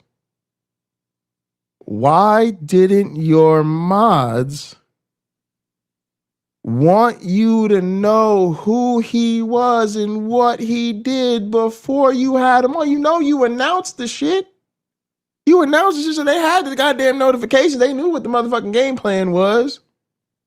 You saw my super chat didn't even hit the motherfucking screen, so they was in that hole filtering everything. They was active. They was right on it. They was ding, ding, ding, ding, ding. They was blocking us before we could even put something in the chat. I had to go to like my third or fourth account to get a message up in there telling Mikey to check his email. So why were your mods working overtime to make sure me and PC couldn't tell y'all about the role the man you were interviewing played in all of this? And why didn't they tell you before you had him on? It's almost like they wanted you to step in it. It's almost like they wanted you to step in it and lick his booty hole so thoroughly he would not need toilet paper or wet wipes. Because I don't know if y'all watched that stream and that after party, but y'all certainly did lick his booty hole so thoroughly he did not need toilet paper or wet wipes. So then you would in some small way be committed to the cause. You're now on the team. And then notice how your after party was just a swarm of flying monkeys up in that piece. I'm telling y'all, you got to ask yourselves these questions. Why did these people act like this? Connected to what she said. Abusers protect abusers. Abusers protect abusers. And since abusers protect abusers, they didn't lie to you to cover up for what he did. They lied to you to cover up what they did. Yeah. Think about it. First, they came for the child sex rapist, and then they came for the regular sexual harasser. I took a look, and apparently Krause is still popular, showing that it doesn't actually matter if you're an abuser so long as you're famous. He has a podcast called Origins that appears to be quite popular, in which he has fellow shitheads like Penn Jillette and Ricky Gervais on to talk shop. But he even got people like Noam Chomsky and author Jennifer Finney Boylan, who it ain't about, well, yeah, they probably do have questionable past, but it ain't about their questionable past. I'm talking about they lied to cover up what they did because they abused her. They're also the abusers in the situations. They're the ones that led the smear campaign. They're the ones that did the flying monkey shit. They're the ones that called her a liar. There's the ones that blamed her husband. They're the ones that she confided in and trusted, and then they betrayed that trust and spread her private business all over the place. They're the ones that were leading the slut shaming. They're the ones that were literally going around privately to all the discords and all the social medias and DMing everybody. Most people in this community didn't even know this happened. Most people in this community only know this happened because the flying monkeys went around telling everybody that there's a story going around that's not true. I swear to God, I don't believe in.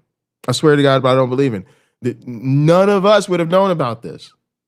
None of us would have known. Patty didn't talk about it. Can't blame her. As rotten as the response in this community has been, what good would that have done? What would the fucking point have been? We see what happened when she went public with it. She went public with it with support. Imagine she went public when she didn't have any support. She went public with it with support. She went public on a panel with a goddamn science educator and a bunch of survivors of sexual assault.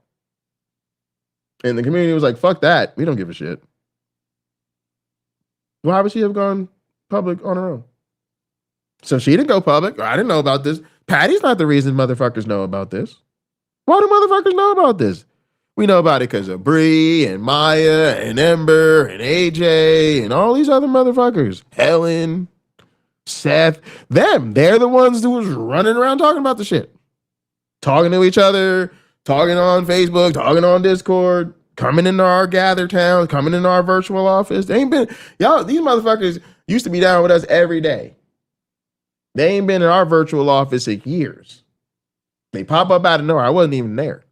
They were talking to the other whistleblowers, the former survivors. And they were like, yeah, y'all, there's Patty and Nancy telling the story about what happened at Nano Con, but it didn't really happen. And they're a bunch of liars. And if you hear about it, don't even listen to it because it didn't even happen. Whatever. I wasn't there. But that's what they did. Came in, told us all about it. And then dipped. Hadn't seen them in there in years and ain't been back since. So they literally sought us out. We were targeted. I keep telling y'all that's another part of the community failure.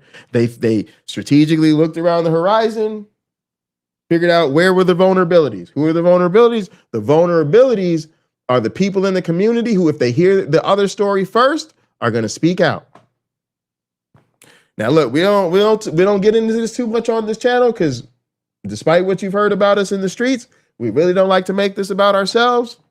But we're going to make this about ourselves for a minute. Why the fuck did they go out of our way to tell us this? You ain't been around for years. You ain't had shit to say to us for years. You don't come in to gather anymore. You don't hang out with us. You don't talk to us. You come in one day and then we never see or hear from you again. You came in that one day to tell us that fucked up ass story. Why would they come tell us that story? They would come and tell us that story because on the off chance that we heard the other story, meaning the truth, if somebody had fucked around and the truth had slipped into the room, we probably would have said or done something about it. They knew. Now, I'm just saying what they thought. Obviously, y'all know we obviously did say or do something about it because y'all know that's pretty much a guarantee. But they would have known, right? They would have known ahead of time. If they hear about it, they're probably going to say something. So how do we nip that in the butt? Well, one, let's go in and see if they've heard anything, right? So it's an information gathering thing. And it's like, oh, have you heard about what happened at NanoCon?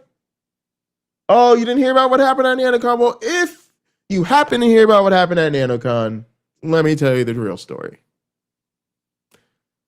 So that if now we do hear it, we've already been told it's a lie.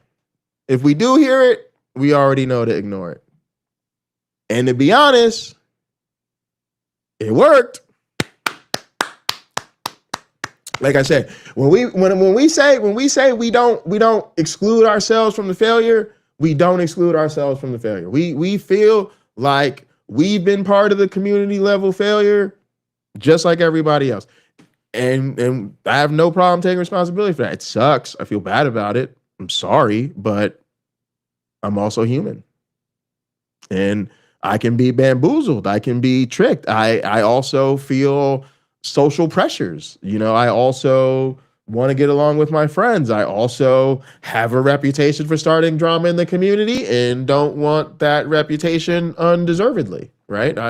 Yeah, I don't mind people saying I start drama, as long as when people say I start drama, I know what the fuck I'm really doing.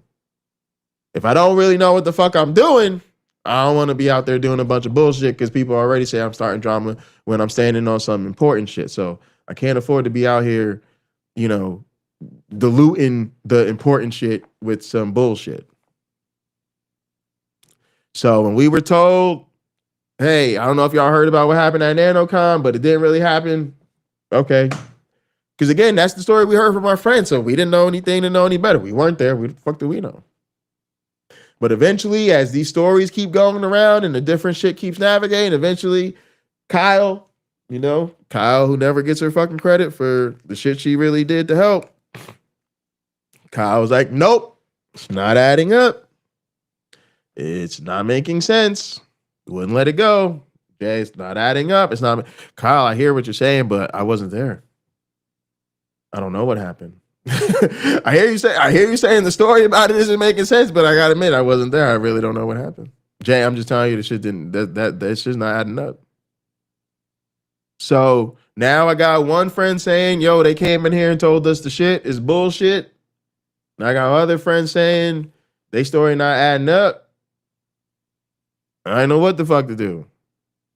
The one thing I did, I guess, was the thing they never expected us to do. For whatever reason, I guess maybe they didn't make the connection that I connected with Nancy at the Kentucky protest, and that I have always been a fan of the Apostate Sisters, and the Apostate Sisters know about this channel, and so we have always had a little bit of a friendly in the chat. Hey, we got to get together and do a stream. So Patty and I had gotten together to do one of them streams. So I reached out to Patty. Patty said from moment one, before you even asked, pretty much, my sister didn't consent to anything that happened to her. This was the fucked up shit. Here's what the fuck happened. So the reality is, even we would have ignored this and not known about it or not said or done anything if it wasn't for these motherfuckers running around leading the smear campaign against this woman. And so all this time that they've been blaming Nancy and blaming Kyle and blaming PC and blaming Patty and Nancy's lying, and it turns out Elliot actually did this, well, it's also going to then turn out that the reason there actually is drama in the community, the real shit that divided the community, was them. It was them who started the drama. It was them who kicked the hornet's nest. It was them who made this an issue. And they did so by leading a smear campaign against the victim of the most violent crime that has happened at any of these atheist events, so that they could cover it up. So like I said, at this point, they're not covering for him. They're covering for themselves. Either don't know or don't care about Krause's sexual harassment or his ardent support of a convicted and unrepentant pedophile. If anybody knows those two, feel free to give them a shout on Twitter or something and let them know just in case. And oh, look, it looks like Krause is even getting to go on another cruise with his best friend, Richard Dawkins. Let's see, they're going to Cambodia. Nice.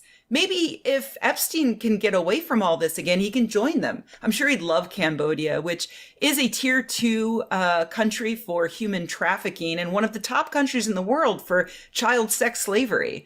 But I'm sure Krause thinks all those girls are just lying too. So yeah, anyway, you want my heroes? Come and get them. I don't care what they've done for science or liberalism. If they're too cowardly to speak out against a convicted pedophile, if they defend him, or if even worse, they joined in on his actions, please feel free to fire them straight into the sun.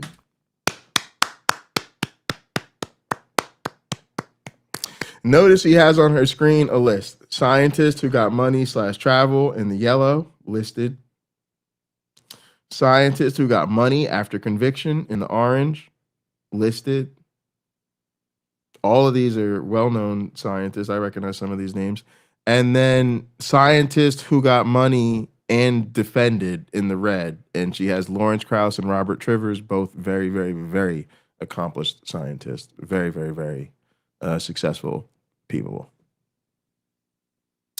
So yeah, that's what integrity looks like. That's what dignity looks like. That's what humanity looks like. I don't give a fuck.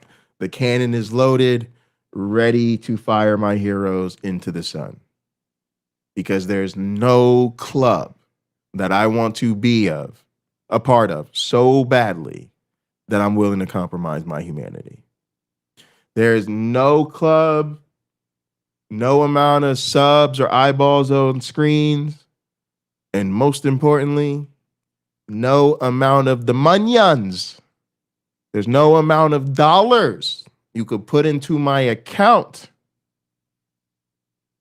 that will get me to sacrifice my humanity. Now that's what I'm talking about. That's why I say I do not believe motherfuckers until I see the evidence. I need to see you with some skin in the game, because I need to see what you do when it's your friends that are doing the harm, when it's your people that are doing the harm, when it's your organizations that are doing the harm, when it's the causes you support that are looking the other way. And I need to see what you do when you have some skin in the game. I need to see what you do when you could have to distance yourself from someone you've really liked for a long time. Because I did. I love the Uncle Bobby's examples. Everybody knows somebody that's been the victim of sexual assault, but nobody knows a rapist. Everybody knows a racist, but it's never them. The one thing I teach my students about this incident is I know both people. I thought very highly of the victim and considered her a friend, but I also thought very highly of the perpetrator and fucked around and considered him a friend. So I can never pretend that I'm there for the victim, but I don't associate with the perpetrator. No, I have to recognize I could be bamboozled too. And that nigga I was cooling with last week, yeah, he took my other friend, threw her down the stairs, and choked her. He's not my friend anymore, and she still is. But now I know, damn, I could let the dangerous person be close to me too, and put him on my platform and be on his. Just like I know a narcissist could walk into my life, as long as she a fine little Miss Thing, and a few months later had me all the way broke down in front of my motherfucking psychiatrist trying to figure out what the fuck happened to my life. I'm not above being hoodwinked. I'm not above being bamboozled. I'm not above getting fucked all the way up from top to bottom. I'm not above being manipulated. I'm not above falling for the mask. I'm not above being coerced. But just like she could do with this motherfucking screenshot right here, I can tell you a few things about my dignity. Those who know really know. And some of this is some shit that none of y'all know. I do not give a fuck about views. There's nothing you could tell me that you could do for me as a YouTube content creator that you could sacrifice my integrity, because I just don't give that much of a shit about YouTube. I do this shit as an outlet, number one, because I'm really trying to recover from religious trauma. I do this to connect with my friends, number two, because I really do live quite an isolated life, and it's very difficult for me to meet like-minded people in real life, and I need to build community, so here we are. And number three, we are trying to end the domination of religion in our lives, and we are trying to do it right now. That is the mission statement of unapologetic atheism. That means I'm here for recovery, relationship, and revolution. Recovery, relationship, revolution. recovery, relationship, revolution. I don't give a fuck about the views. I don't give a fuck about influence. Many people know one of the first motherfuckers I burned to the ground on this channel was Pine Creek. The rest of you may know Pine Creek was the inspiration for my motherfucking channel and the channel in which I met a lot of y'all.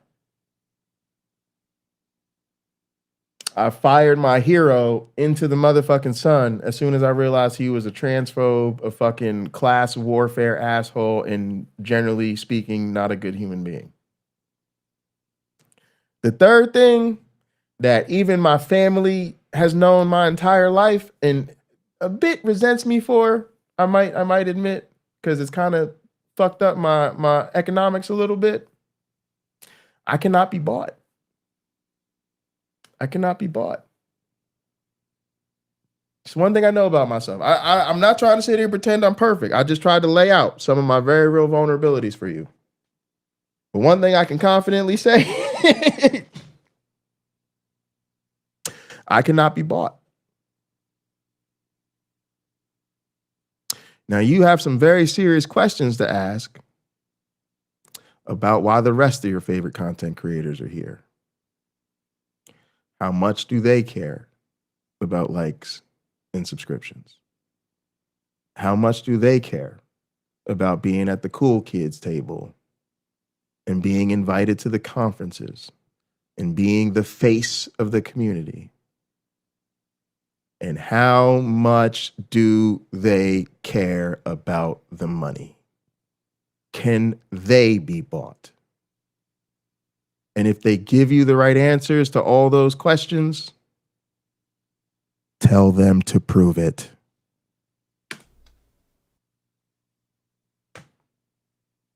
Oh, is she out? Oh, we out like that? I didn't even know that was the end, y'all. That was perfect timing. I really didn't even know that was the end of it.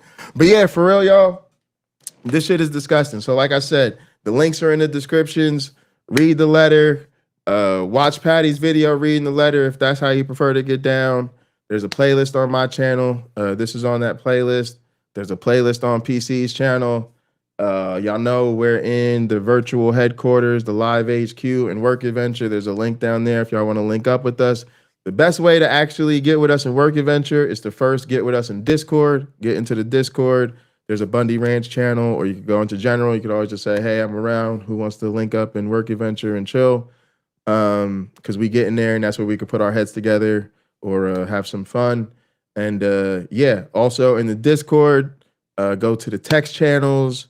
Above the general chat, there is the hashtag boycott Nano Con chat. Get in there, get your starter kit. Your starter kit has the letter, the link to Patty's video, the link to my playlist, the link to PC's playlist, the link to the NanoCon speakers, the link to the NanoCon sponsors, the link to the NanoCon schedule. All you got to do is copy and paste the pinned message, send it far and wide. Copy and paste the pinned message, send it far and wide. Copy and paste the pinned message, send it far and wide. All right, love y'all, appreciate y'all. Let's make this a group effort. It's 110 days to NanoCon. 110 days. 110 days, y'all. The countdown is on. The countdown is on. It's 110 days. Let's get 100 people, hands on deck. Get in the Discord. Come help us. We'll see you next time.